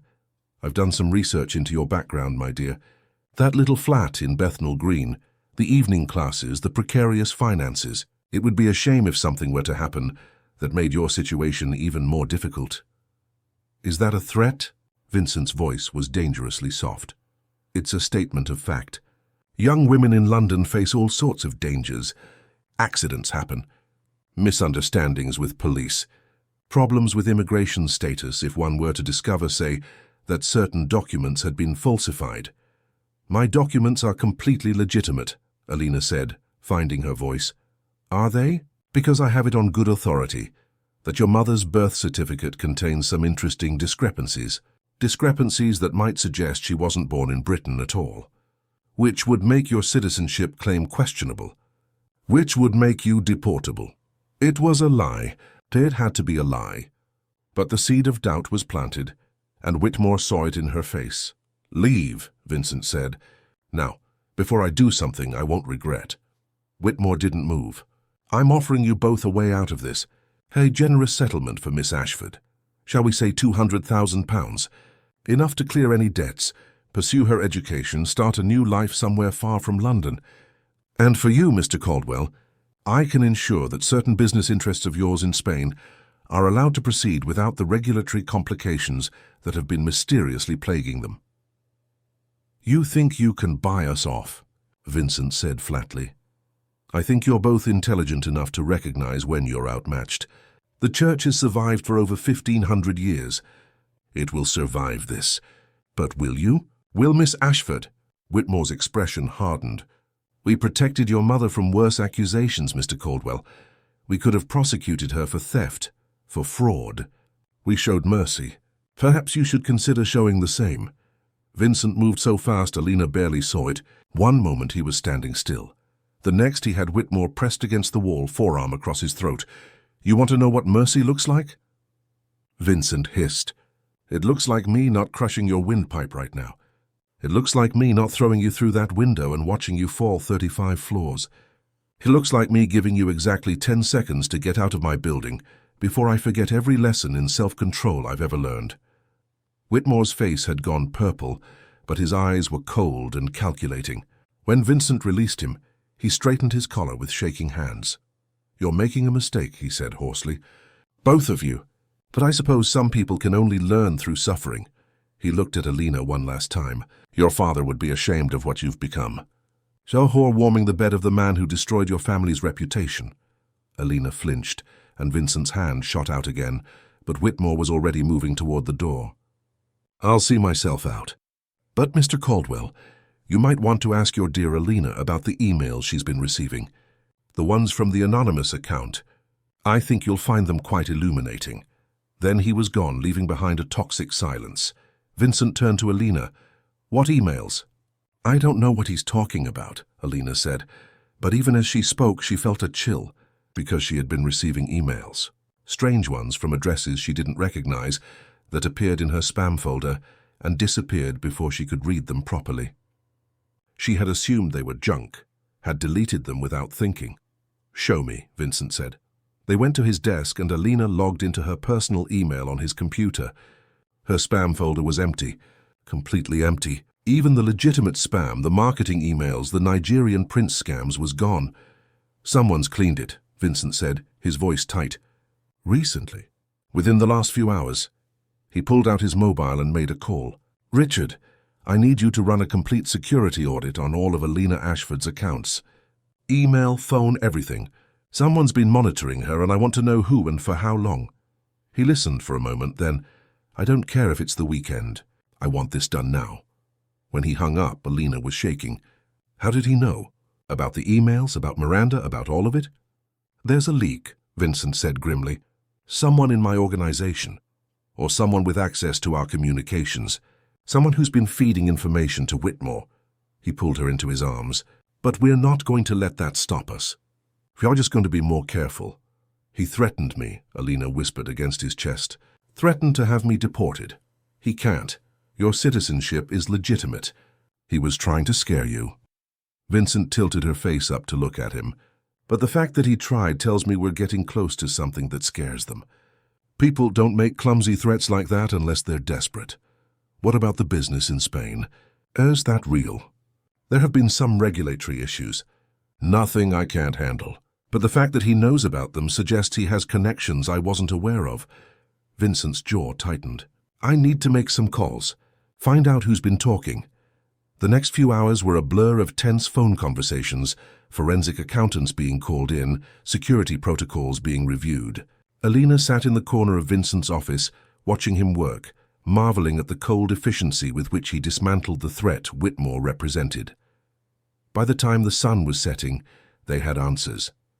The leak was a junior analyst named Peter Thornton, who had been in Whitmore's parish as a child and still considered the Reverend a mentor.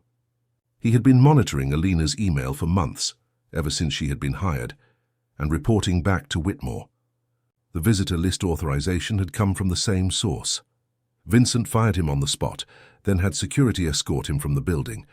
As they watched Thornton leave, carrying his belongings in a cardboard box, Alina felt a strange mixture of satisfaction and pity. "He was just a kid," she said. "Mid-20s at most. Old enough to know better," Vincent replied. "Old enough to understand that betraying confidential information is grounds for immediate dismissal and possible legal action." "Will you press charges?" "I'm considering it. At the very least, I'll make sure he never works in finance again." Vincent turned away from the window. "But right now, I'm more concerned about damage control. If Thornton was reporting to Whitmore, we have to assume Whitmore knows everything we've been planning." "Including Miranda," Alina said, her heart sinking. "Including Miranda, which means we need to accelerate our timeline. I'm going to call her, tell her what's happened, see if she can publish sooner rather than later." But when Vincent called Miranda's number, it went straight to voicemail. He tried 3 more times over the next hour, each time getting the same result. By 9 o'clock, he was pacing the office like a caged animal. "Something's wrong," he muttered. "She always answers, always." "Maybe her phone died," Alina suggested, though she didn't believe it. Vincent was already making another call. "James, I need you to do me a favor. Miranda Chen, yes, the journalist. I need you to check if she's at home. Her flat in Islington. No, I can't explain why. Just thank you." They waited. Vincent stood by the window, staring out at the city. Alina sat on the leather sofa, her mind racing through possibilities, none of them good. 20 minutes later, Vincent's phone rang. He answered it on the first ring, listened in silence, then said, "I'm on my way," and ended the call. "What happened?" Alina demanded. "Miranda's in hospital. Someone broke into her flat this evening. She's alive, but she's been badly beaten. James is a friend on the Met. He got the call about the break-in and recognized her name." Vincent was already grabbing his jacket.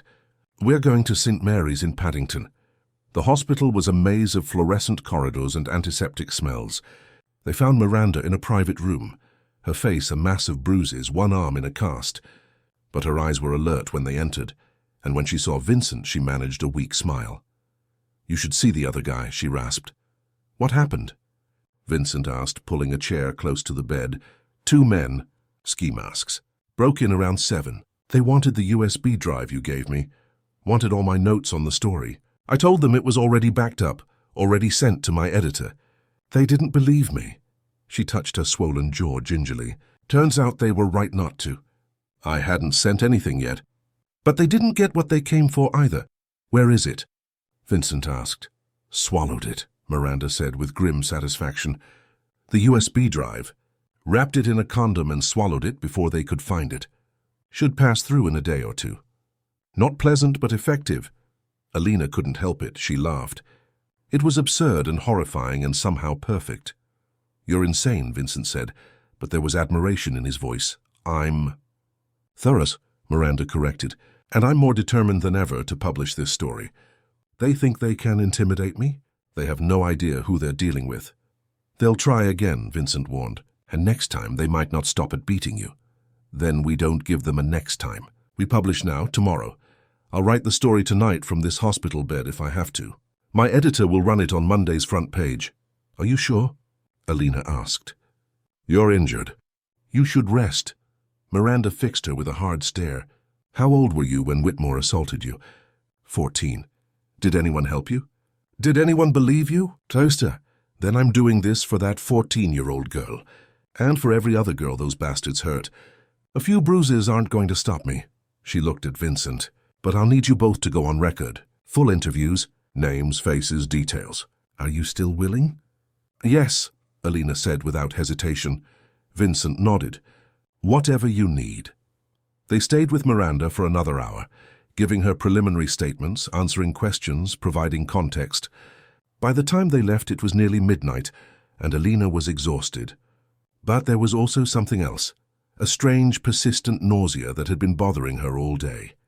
In the car, she leaned her head back and closed her eyes, trying to will the sick feeling away. Vincent noticed immediately. Are you all right? Just tired. It's been a long day. You're pale. When did you last eat? Alina tried to remember. Breakfast, maybe? She had been too nervous about the meeting with Miranda to eat much. This morning. That's not acceptable. Thomas, stop at the next place that's still open. We need food. They ended up at an all-night kebab shop in Whitechapel, of all places, sitting in a booth with cracked vinyl seats and eating chips from styrofoam containers. It was so far removed from the elegant restaurants Vincent usually frequented that Alina almost laughed. What? Vincent asked, catching her expression. This you, Vincent Caldwell, billionaire, eating chips in Whitechapel at midnight. I grew up in Manchester, he reminded her. In a council flat with mold on the walls and no heat in winter. I know what it's like to count pennies for the bus. Fancy restaurants are just a costume I wear for business. He pushed more chips toward her. Eat. You need your strength. She tried, but after a few bites, the nausea returned with a vengeance. She barely made it to the toilet before throwing up everything in her stomach. When she emerged, shaky and sweating, Vincent was waiting outside the door with concern written all over his face. That's it. We're going to A&E. I'm fine. Just stressed. You're not fine. You've been pale and nauseous for days. I'm not taking any chances. He overrode all her protests, and 40 minutes later, they were sitting in the emergency department at the Royal London Hospital. The nurse who took her details was brisk and efficient, asking questions about symptoms and medical history. When she asked about the date of Alina's last period, Alina froze. She couldn't remember. When had it been? Before she met Vincent, certainly. Before that Friday night when everything changed. But how long before? The nurse saw her expression and smiled knowingly. We'll do a pregnancy test just to be sure.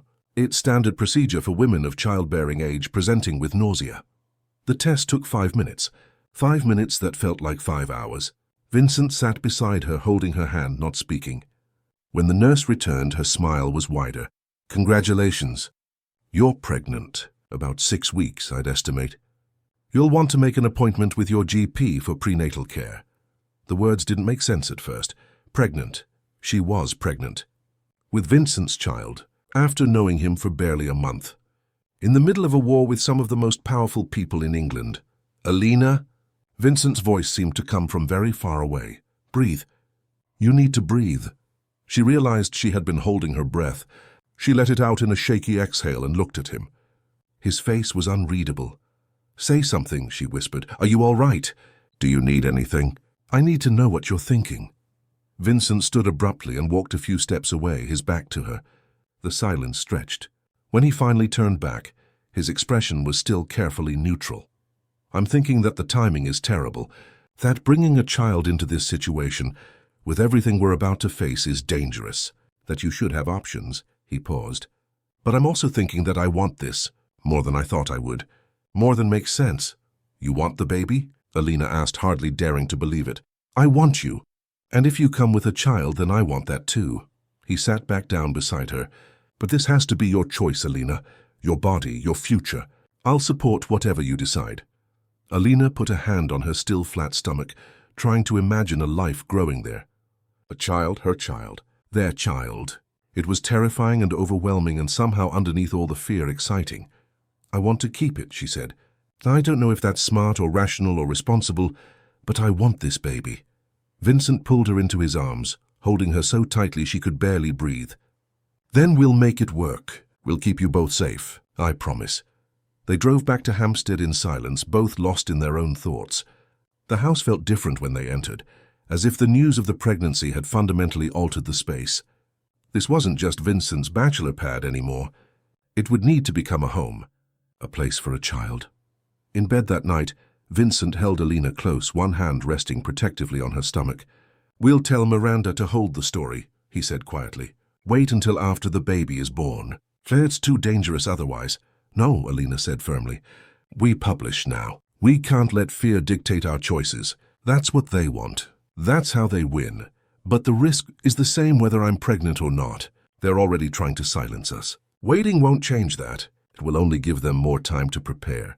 She turned in his arms to face him. We do this now, together. And then we build a life for our child that's free from all these shadows. Vincent studied her face in the darkness. Then he kissed her forehead. You're braver than I am. No, I'm just tired of being afraid. The next morning they woke to Vincent's phone ringing. It was Miranda calling from the hospital. It's done, she said without preamble. I wrote the story last night. My editor's running it tomorrow, Monday morning, front page. And the online version goes live tonight at midnight. She paused. Are you ready? Vincent looked at Alina, raising an eyebrow in question. She nodded. We're ready, Vincent said. Good, because in about 12 hours everyone in Britain is going to know your names. Everyone is going to know what the Church of England has been hiding. And nothing will ever be the same again. She was right. At midnight the story went live. By morning it had been shared 10,000 times. By noon, every major news outlet in the country was covering it. And by evening, Vincent and Alina's lives had been irrevocably transformed into something they barely recognized, something public and exposed and impossible to take back. But they had kept their promise. They had told the truth, and whatever came next, they would face it together. The first 48 hours after publication were chaos. Vincent's phone rang constantly. Journalists requesting interviews, lawyers offering their services, victims of church abuse reaching out to share their own stories. The house in Hampstead became a fortress, with security guards posted at the gates and cameras monitoring every approach. Alina wasn't allowed to leave without Vincent or Thomas, and even then only for essential appointments. The public reaction was divided and fierce. On social media, hashtags supporting them trended alongside hashtags condemning them. Some called them brave. Others called them liars, attention seekers, enemies of faith. Death threats arrived by email and post. Flowers arrived too, and cards from strangers thanking them for their courage. The Church of England issued an official statement expressing concern about the allegations and promising a full internal investigation. Bishop Hartley appeared on the BBC, his face grave, denying all wrongdoing and suggesting that Vincent had fabricated evidence out of a personal vendetta. Marcus Whitmore released a statement through his solicitor, calling the accusations slanderous fantasies from disturbed individuals seeking financial gain. But then other women started coming forward, women who had been assaulted by clergy members decades ago and told to stay silent, women who had been paid off, threatened, gaslit into believing their own experiences weren't real. Their testimonies corroborated everything in Miranda's article and more. The tide began to turn.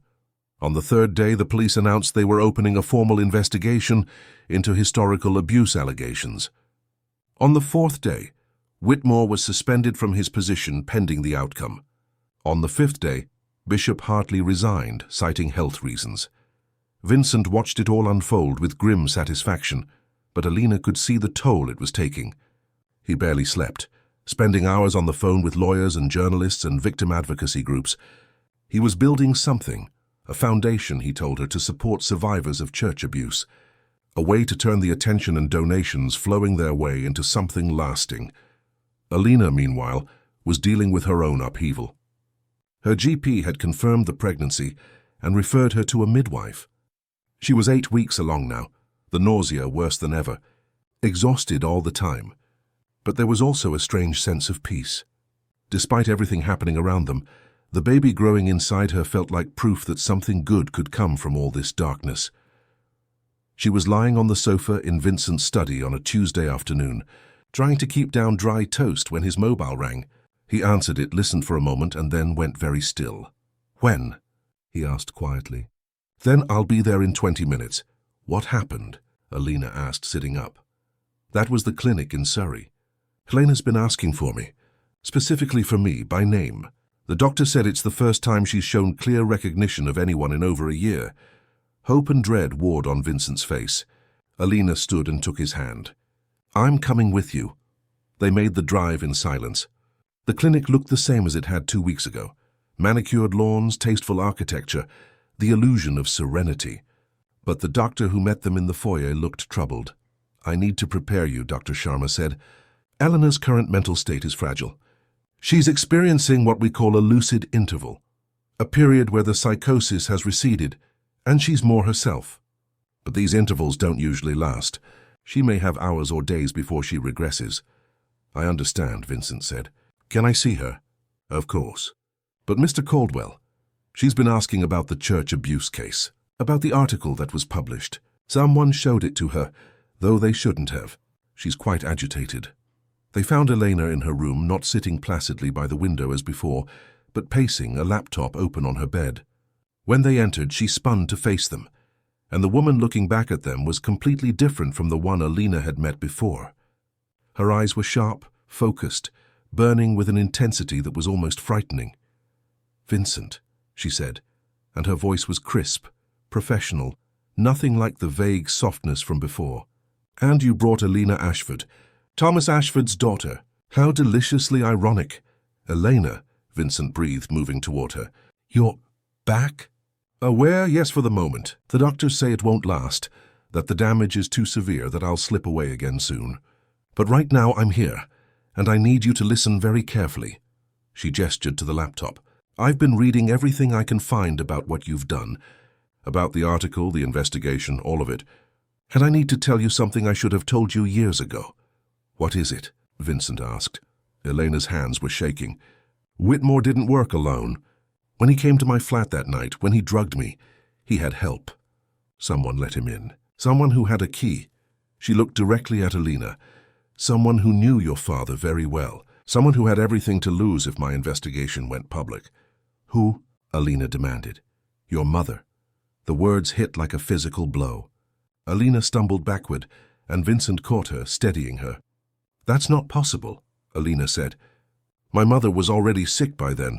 She was dying. She was dying, yes. But she was also terrified of what would happen to her reputation, to her standing in the church community, if the truth about your father came out."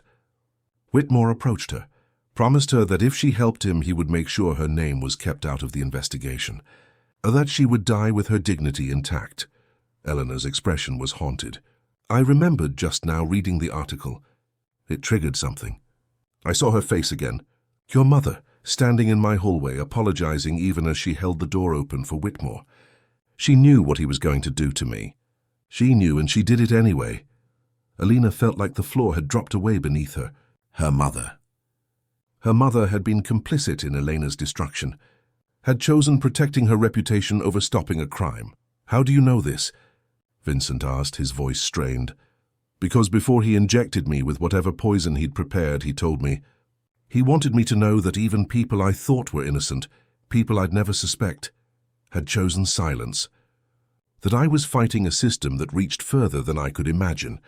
That I should have accepted their money and stayed quiet. Elena's eyes filled with tears.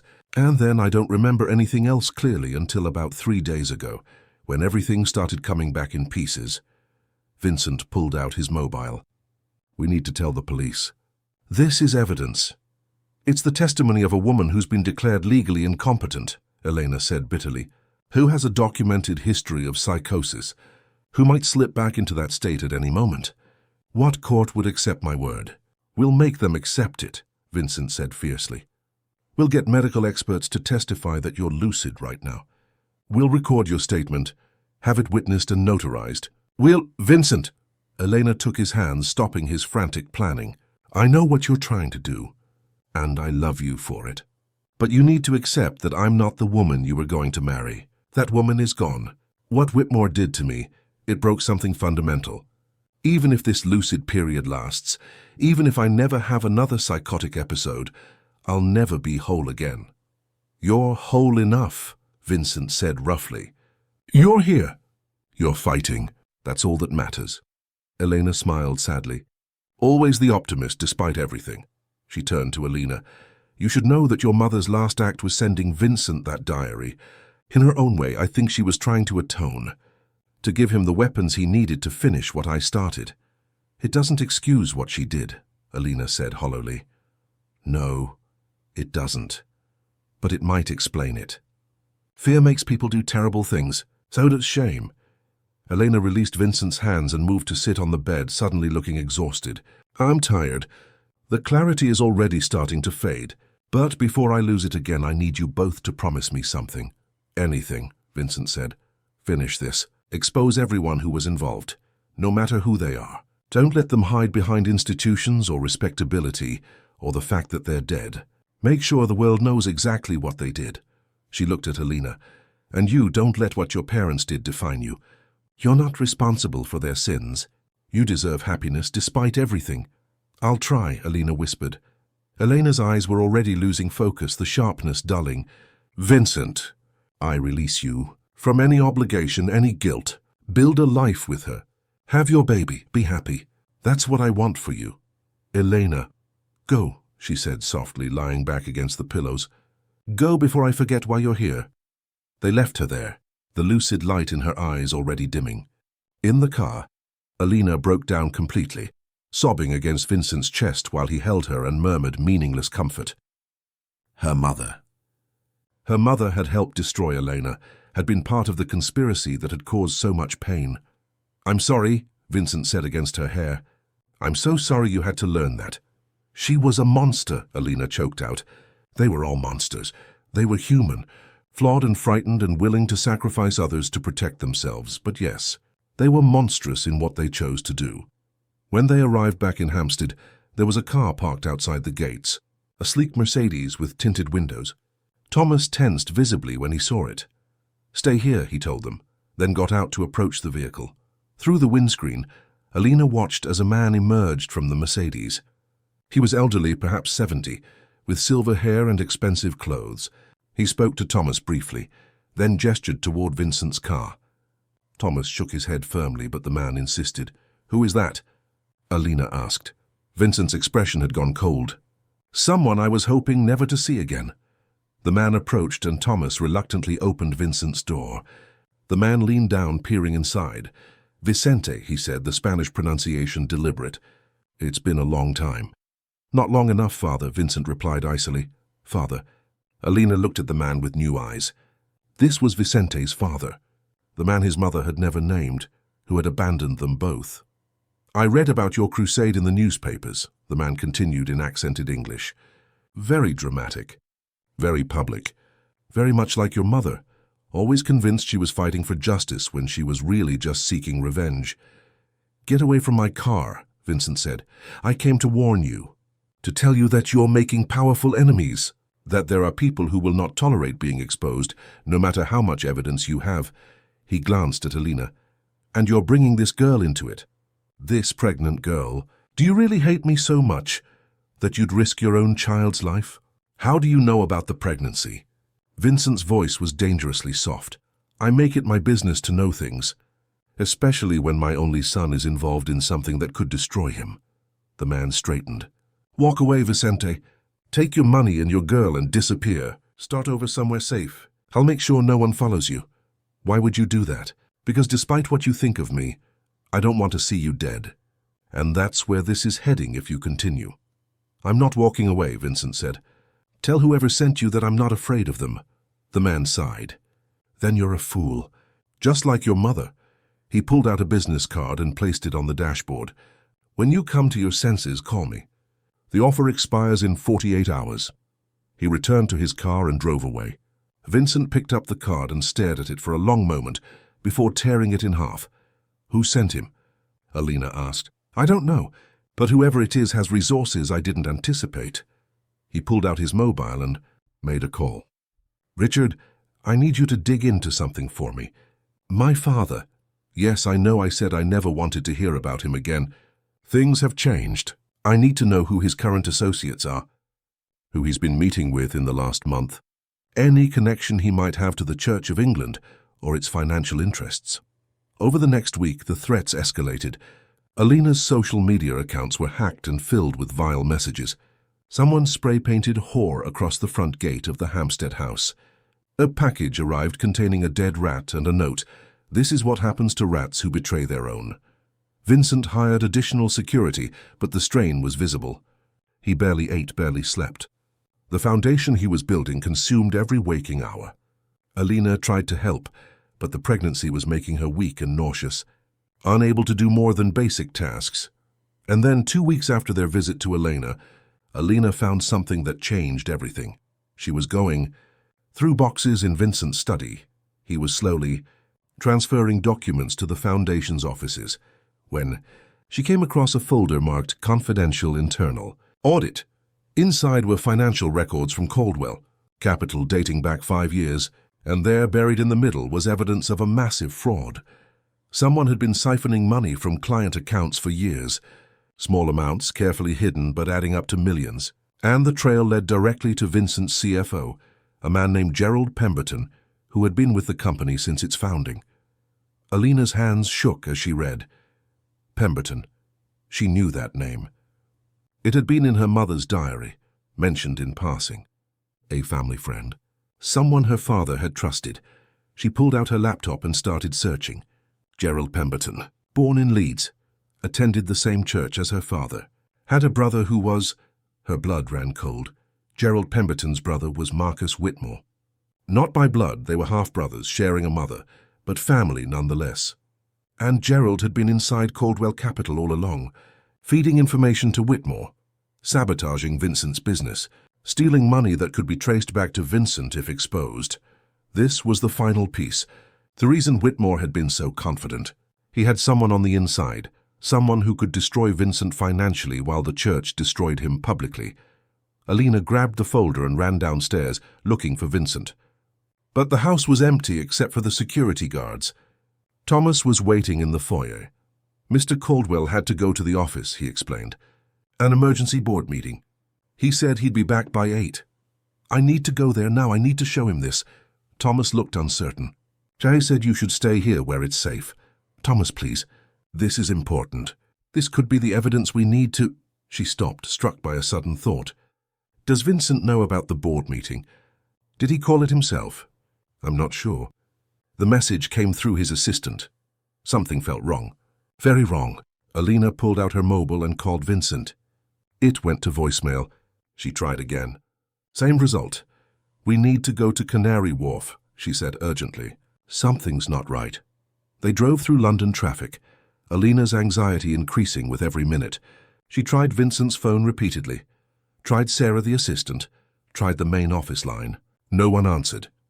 When they arrived at Caldwell Capital's building, the lobby was dark. The security desk was unmanned. Thomas parked illegally in front of the entrance, and they both got out, staring up at the tower. The executive floors, Alina said. There are lights on. They entered the building cautiously. The lift worked, carrying them up in eerie silence. When the doors opened on the executive floor, Alina immediately saw that something was wrong. Furniture had been overturned. Papers were scattered across the floor. And Vincent's office door stood open, light spilling out into the darkened corridor. Stay behind me, Thomas said, and Alina realized he had drawn a weapon from somewhere. A gun, small and black and terrifyingly real. They approached the office slowly. From inside, Alina could hear voices. Vincent's voice tight with anger, and another voice she recognized. Gerald Pemberton. "You should have taken the offer," Pemberton was saying. "Should have taken your father's money and disappeared. But you always were too stubborn for your own good. Just like your mother." "Where are the files?" Vincent demanded. "What have you done with the evidence?" "Destroyed it, all of it. Every copy, every backup. The medical records from Elena's hospital stay. The financial documents showing payments to victims. Even your mother's diary." Pemberton's voice was smug. "My brother is very thorough. He knew you'd make backups, so we made sure to corrupt every server, every cloud storage account. Even that USB drive the journalist swallowed, we made sure it was blank. Just an empty drive in a sealed wrapper. She never checked it before she swallowed it." Alina felt sick. It couldn't be true. It couldn't. Miranda confirmed she received the files, Vincent said, but there was uncertainty in his voice now. What she received was an email that appeared to come from you, with attachments that appeared to be the files. But it was all fake. Metadata altered, file sizes matched, but the content was garbage. Pemberton laughed. "Did you really think we'd let you destroy everything we've built? The church, the network of protection, the understanding that some people are above the law. We've survived for centuries. We'll survive you." Thomas chose that moment to kick open the door, gun raised. Step away from him. The scene inside froze. Vincent was standing by his desk, his face pale with shock. Pemberton stood on the other side of the room, holding what looked like a tablet. And behind Pemberton, emerging from the shadows, was Marcus Whitmore himself. "Ah," Whitmore said calmly. "Miss Ashford. How convenient. Now we have both of them." Two more men appeared from Vincent's private bathroom, large men with the cold eyes of professionals. Hired muscle. Thomas aimed his weapon at them, but Whitmore clicked his tongue. "I wouldn't. You're outnumbered and outgunned. My associates are armed with considerably more firepower than your little pistol." Thomas hesitated, then slowly lowered the gun. One of the men took it from him. "Good decision," Whitmore said. "Now let's all be civilized about this. Mr. Caldwell, Miss Ashford, you've caused us considerable trouble. Forced resignations, public investigations, media scrutiny. It's been most inconvenient. But it's over now." "The police know everything," Vincent said. "You can't cover this up. The police know what we've allowed them to know, and they'll believe what we tell them to believe. We've been managing law enforcement for decades. This is no different." Whitmore moved closer to Alina, looking her up and down with an expression that made her skin crawl. "You're pregnant, I understand. How unfortunate. But then you always were prone to bad decisions." "Don't touch her," Vincent snarled. "Or what? You'll assault me again.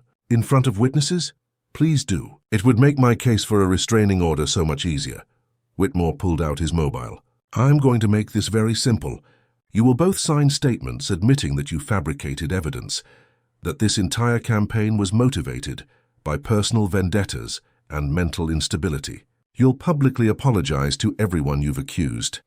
And then you'll disappear. Leave England, change your name, start over somewhere we'll never have to think about you again." "And if we refuse?" Alina asked. "Then I'm afraid there will be tragic consequences. Mr. Caldwell will be arrested for fraud. Gerald has compiled extensive evidence showing that he's been stealing from his own clients for years. You, Miss Ashford, will be deported. We've discovered irregularities in your citizenship claim. Your child will be taken into care, and you'll likely never see it again." Whitmore smiled. "Unless, of course, something worse happens first. Accidents are so common in London. Cars lose control. People fall from buildings. Gas leaks cause explosions. You're threatening to kill us," Vincent said flatly. "I'm offering you a choice. Compliance and exile, or resistance and destruction. The same choice we've offered every troublesome person who's ever challenged us. Most choose wisely." Vincent looked at Alina. She could see the calculation in his eyes, the weighing of options. She shook her head minutely. "They couldn't give in. Not after everything." "We refuse," Vincent said. Whitmore sighed. "I was afraid you'd say that. Gerald, if you would." Pemberton tapped something on his tablet.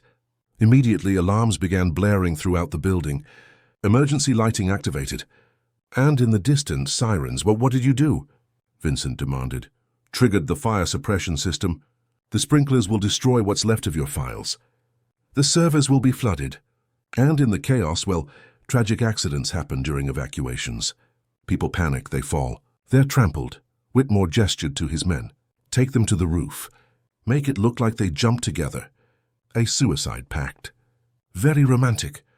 The men moved forward, but Alina was already backing toward the door, her mind racing. The roof. Whitmore wanted them on the roof, which meant there was time. Time to run, time to hide, time to... She grabbed a heavy paperweight from a side table and hurled it at the nearest man. It struck him in the face, and he went down with a grunt of pain. Thomas took advantage of the distraction to tackle the other man, and suddenly the room erupted into violence. Vincent grabbed Alina's hand and pulled her out of the office. Behind them, she heard Whitmore shouting orders. They ran down the corridor toward the emergency stairs, water already pouring from the ceiling sprinklers, alarms deafening. "Where are we going?" Alina gasped. "Anywhere but here," Vincent replied. They burst into the stairwell and started down, taking the steps 2 at a time. But from above, they heard the door crash open and footsteps thundering after them. At the 20th floor, Vincent pulled Alina out of the stairwell and into the offices. These floors belonged to other companies, dark and empty at this time of night. He led her through a maze of cubicles to a conference room, locked the door behind them, and pulled out his mobile. "No signal," he said grimly. "The building's emergency protocols must be blocking everything. What do we do?" Alina asked, trying to control her breathing, trying not to think about the baby, about the stress and the running and what it might be doing. Vincent moved to the window and looked out. They were facing east, away from the river. Below, emergency vehicles were starting to arrive, drawn by the alarms, and in the building across the street. "There," Vincent said. "Do you see that window? The one with the light on?" Alina looked. It was perhaps 30 feet away, maybe less. An impossible distance. "You can't be serious," she said. "I'm completely serious. There's a maintenance catwalk between the buildings, for window washers. If we can get to it. We're 20 floors up, and they're coming to throw us off the roof, which is 15 floors higher. This gives us a chance." He pulled her close. "I won't let them hurt you. I won't let them hurt our child. Trust me." Alina looked into his eyes and saw absolute determination. She nodded. Vincent smashed the window with a chair. The sound was lost in the alarms. Cold night air rushed in. He cleared away the jagged glass, then climbed out onto the narrow ledge. The catwalk was there, just as he'd said. A metal grating, perhaps 2 feet wide, stretching between the buildings. "Don't look down," he said, extending his hand. "Just look at me. Just focus on me." Alina climbed out after him, her whole body shaking. The wind was fierce at this height, threatening to tear them from the building. Below, the street looked impossibly far away, the emergency lights like tiny red and blue stars. Vincent stepped onto the catwalk. It swayed under his weight, but held. He turned back to her. "One step at a time. Hold the railing. Don't stop moving." She followed him, each step a battle against terror. Halfway across, she made the mistake of looking down. Vertigo slammed into her and she froze, unable to move forward or back. "Alina," Vincent's voice cut through the panic. "Look at me." "Only me?" She raised her eyes to his face. He had stopped, was reaching back toward her. "Take my hand." She did. His grip was strong, steady. He pulled her forward, one step, then another, until they reached the other building. He smashed that window too, and they tumbled through into an empty office, both of them shaking and gasping. "We can't stop," Vincent said, pulling her to her feet. "They'll figure out where we went." They found another stairwell and continued down. Alina's legs were trembling with exhaustion, but she forced herself to keep moving. Down and down and down, until finally they burst out into the lobby of a different building, into a crowd of confused office workers being evacuated. They blended into the crowd. Just 2 more people caught up in the emergency. Outside, the street was chaos. Fire engines, police cars, ambulances, hundreds of people milling about. Vincent pulled Alina into a side street, away from the lights, and they kept walking until they were several blocks away. Only then did he stop, pulling her into an alley and checking her over frantically. "Are you hurt? Is the baby—" "I'm fine," Alina said, though she wasn't sure it was true. "Vincent, what Pemberton said about the evidence being destroyed. Was he telling the truth? Vincent's expression was grim. I don't know. We had backups, but if they've had access to my systems for years... He broke off, pulling out his mobile. I need to contact Miranda. Need to find out what she actually received. But before he could dial, a car pulled up at the mouth of the alley. A familiar Mercedes. Vincent's father emerged, followed by 2 more men. Get in the car, Vicente, the older man said. Both of you now. Why should we trust you? Because I'm the only one who can get you out of this alive. Because Whitmore's men are searching for you. And in about 5 minutes they're going to widen their perimeter to include this street. Because your girl is pregnant and exhausted and needs medical attention. He opened the back door. Get in or I leave you here to face them alone. Vincent and Alina exchanged glances. They didn't have many options. They got in the car. Vincent's father climbed in after them and the car pulled away smoothly. Inside it was warm and quiet, the chaos of Canary Wharf falling away behind them. Where are you taking us? Vincent demanded. Somewhere safe. My flat in Knightsbridge. It's secure and no one knows about it. The older man studied them. I told you this would happen. I warned you. Did you know? Vincent asked. About Pemberton? About what they were planning? I knew some of it. Not everything. I have connections to some of the same financial circles as Whitmore's people. When I heard they were planning to move against you, I tried to warn you. You refused to listen. Why do you care? Alina asked. You abandoned Vincent and his mother. Why help now? The man was silent for a long moment. Then I was young and stupid and afraid. Isabella told me she was pregnant and I panicked. I had a wife, a position in society. I couldn't acknowledge a child with a housekeeper. So I paid her to disappear and told myself I was being practical. He looked at Vincent. I didn't know what Whitmore and Ashford did to her afterward. Didn't know they blacklisted her, made it impossible for her to find work. By the time I learned, years had passed. She had moved to Manchester, changed her name. I tried to send money, but she refused it all. So your conscience finally caught up with you, Vincent said bitterly. My son finally needed me, the man corrected. When I saw what you were doing, saw you taking on the same people who destroyed your mother, I knew it would end badly. I knew they'd come for you. And I decided that this time I wouldn't run. I'd help, whether you wanted it or not.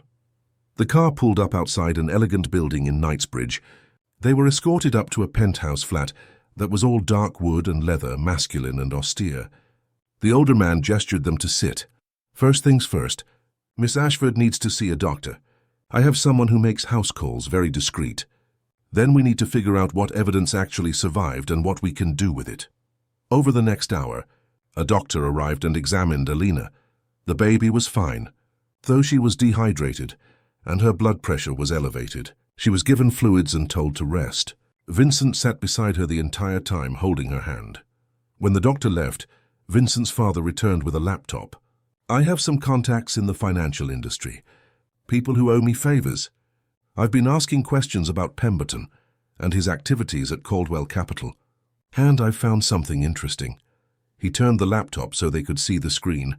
It showed a series of emails between Pemberton and various church officials, detailing the plan to destroy Vincent's evidence and discredit his accusations. But more than that, it showed financial transactions, money moving from church accounts to offshore holdings, then back into private accounts belonging to several high-ranking clergy members. This is proof of the corruption, Vincent said, leaning forward. This is what I've been collecting for the last 3 months, his father said. Ever since I learned what you were doing. I knew Whitmore and his people would try to destroy your evidence, so I built a separate case, one they didn't know about. He closed the laptop. Between what I have and what Miranda Chen published, there's enough to trigger a serious government inquiry. The church won't be able to cover this up. Why didn't you tell me? Vincent asked. Would you have trusted me? Believed me? Accepted my help? The older man shook his head. No, you would have refused out of pride. So I worked quietly, gathered what I could, and waited for the moment when you'd have no choice but to listen. And now we go public with this new evidence. We use my connections to get it in front of people who can't be bought or intimidated. Members of Parliament, the Serious Fraud Office, the independent press. We make so much noise that Whitmore and his associates can't silence us all. Alina felt something loosen in her chest. Hope, fragile but real. Can it work? It already is working. While you were running through Canary Wharf, I was making calls. By tomorrow morning, this new evidence will be in the hands of a dozen different agencies. By tomorrow afternoon, arrest warrants will start being issued. Whitmore, Pemberton, Bishop Hartley, and at least 10 others. Vincent's father smiled grimly. They think they've won, but they've underestimated how many people they've made enemies of over the years. People like me who are tired of watching them destroy lives without consequences. Vincent stood and walked to the window, looking out over London. When he turned back, his expression was unreadable. "Thank you," he said quietly. "I don't forgive you for abandoning my mother. I may never forgive you. But thank you for this," the older man nodded. "I don't expect forgiveness. I just want to help you finish what Isabella would have wanted. And to know my grandchild, if you'll allow it." Alina saw Vincent struggle with that, saw the war between anger and the desire for family playing out on his face. Finally, he said, "We'll see, after this is over. After we know we're safe. That's all I ask." The next 24 hours were a blur. True to his word, Vincent's father used his connections to devastating effect. The evidence was released to multiple sources simultaneously: Parliament, law enforcement, major media outlets. By noon the next day, the story had exploded even bigger than Miranda's original article. Arrest warrants were issued. Whitmore was taken into custody at his home in Hampshire. Pemberton was arrested trying to board a flight to Dubai. Bishop Hartley, who had already resigned, released a statement admitting to serious failures of judgment and pleading for mercy. The Church of England announced an independent inquiry. The Prime Minister gave a speech about accountability and the rule of law. Victims' advocacy groups praised Vincent and Alina for their courage. And through it all, Alina stayed in the Knightsbridge flat, resting and recovering, Vincent rarely leaving her side. They watched the news coverage together, watched their names and faces appear on every channel, watched the institution that had seemed so powerful crumble under the weight of its own corruption. "It's really over," Alina said one evening, curled against Vincent on the sofa. "The public part is over," Vincent agreed. "There will still be trials, investigations, years of legal proceedings. But yes, the part where we were in danger, where they could hurt us, that's over. What happens now? Now we decide what kind of life we want to build." He placed his hand on her stomach, which was just starting to show a small curve. "We're going to be parents in 7 months. We need to think about schools, nannies, whether to stay in London or move somewhere quieter." "I want to stay," Alina said. "I want our child to grow up knowing they helped change things, that their parents fought for what was right and won. Then we stay." Vincent kissed her forehead. "We'll need a bigger house. The Hampstead place is beautiful, but it's not exactly child-friendly. Maybe something with a garden, a proper nursery, room for a dog if you want one." Alina laughed. "A dog? I always wanted one as a child. My mother couldn't afford it." He was quiet for a moment. "I wish she could have seen this." "Seen us win? Maybe she can," Alina said softly. "Maybe she knows." 3 months later, Marcus Whitmore was sentenced to 15 years in prison for conspiracy to administer a noxious substance, witness intimidation, and fraud. Gerald Pemberton received 12 years. Bishop Hartley, whose health had genuinely deteriorated, received a suspended sentence in exchange for testimony against the others. Elena Martinez, who had remained lucid since her breakthrough, testified at the trials. Her testimony was devastating and credible, walking the jury through exactly what had been done to her and why. When the verdicts came in, Vincent was there in the public gallery and he wept openly. Afterward, Elena found them outside the courthouse. She looked different now, her hair cut short, wearing a simple trouser suit, her eyes clear and focused. "Thank you," she told Vincent, "for never giving up, for believing me even when I couldn't believe myself." "I'm the one who should thank you," Vincent replied. "You started this fight. We just finished it. Then we're even." She turned to Alina. "Congratulations, by the way. Vincent told me you're having a boy." "We are." Alina placed a hand on her now prominent belly. "We're going to name him Thomas, after Vincent's mother's grandfather, the only family member who helped her when everyone else turned away." "That's beautiful," Eleanor smiled. "I wish you all the happiness you deserve. Both of you." She walked away then into the crowd, into whatever new life she was building. Vincent watched her go with an expression Alina couldn't quite read. "Are you all right?" she asked. "I am." He pulled her close. "I'm saying goodbye to ghosts, making room for the future." The baby was born on a rainy April morning at the Portland hospital.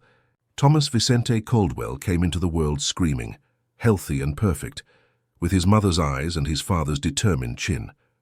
Vincent held him with trembling hands, tears streaming down his face, and Alina thought she had never seen anything more beautiful. Vincent's father, who had asked them to call him Eduardo, was the first visitor, arriving with an enormous teddy bear and barely concealed emotion. He held his grandson carefully as if afraid he might break, and when he looked at Vincent there was an apology and a plea in his eyes that needed no words. "He can call you Abuelo," Vincent said quietly, "if you want." Eduardo's eyes filled with tears. "I'd like that very much." The foundation Vincent had established, the Isabella Caldwell Foundation for Survivors of Institutional Abuse, had grown beyond anything they'd imagined. It provided legal support, counseling, financial assistance, and advocacy for victims of abuse by churches, schools, care homes, and other institutions. Alina served as director, finding in the work a purpose that helped heal her own wounds. They bought a house in Richmond, a Georgian townhouse with a walled garden and enough space for their growing family. Because 8 months after Thomas was born, Alina discovered she was pregnant again, a girl this time. They named her Isabella. On the first anniversary of Miranda Chen's original article, there was a memorial service for all the victims who hadn't survived to see justice done. Vincent's mother's name was read aloud, along with dozens of others.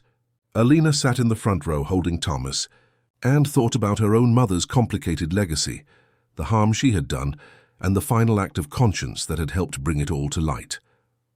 After the service, Miranda found them. She had won a prestigious journalism award for her coverage of the case and had a book deal to write about it. "I wanted to ask your permission," she said, "to include your stories, your names. I'll understand if you say no." "Use our names," Alina said immediately. "Use everything. That's why we did this, so other people would know they're not alone, that they can fight back, that they can win." "Thank you," Miranda hugged them both.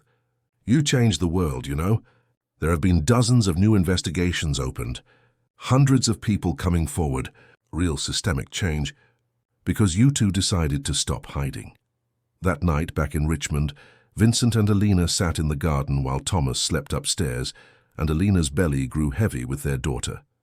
The stars were barely visible through London's light pollution, but the night was peaceful, quiet except for distant traffic and the rustle of leaves. "Do you ever regret it?" Vincent asked. "Everything that happened. How hard it was?" "Not for a second," Alina said.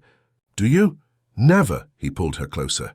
"You saved me, you know. I was drowning in anger and grief, and you reminded me there was more to life than revenge. You gave me a reason to build instead of just destroy." "We saved each other," Alina corrected.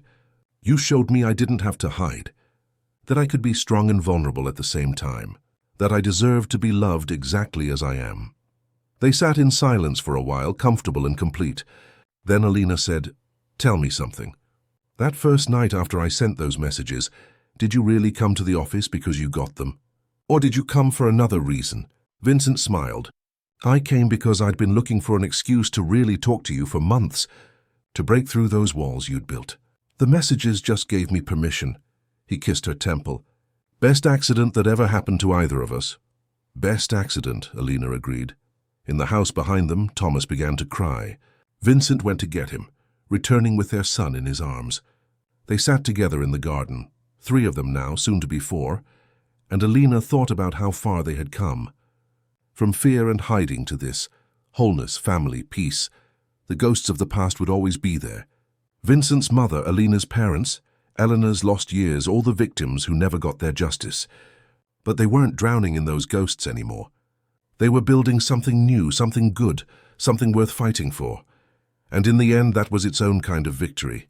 Not perfect, not without scars, but real, honest, theirs. The rain began to fall soft and gentle. They went inside together, closing the door on the night, shutting out the dark. Inside was light and warmth and all the messy, beautiful complications of the life they had chosen.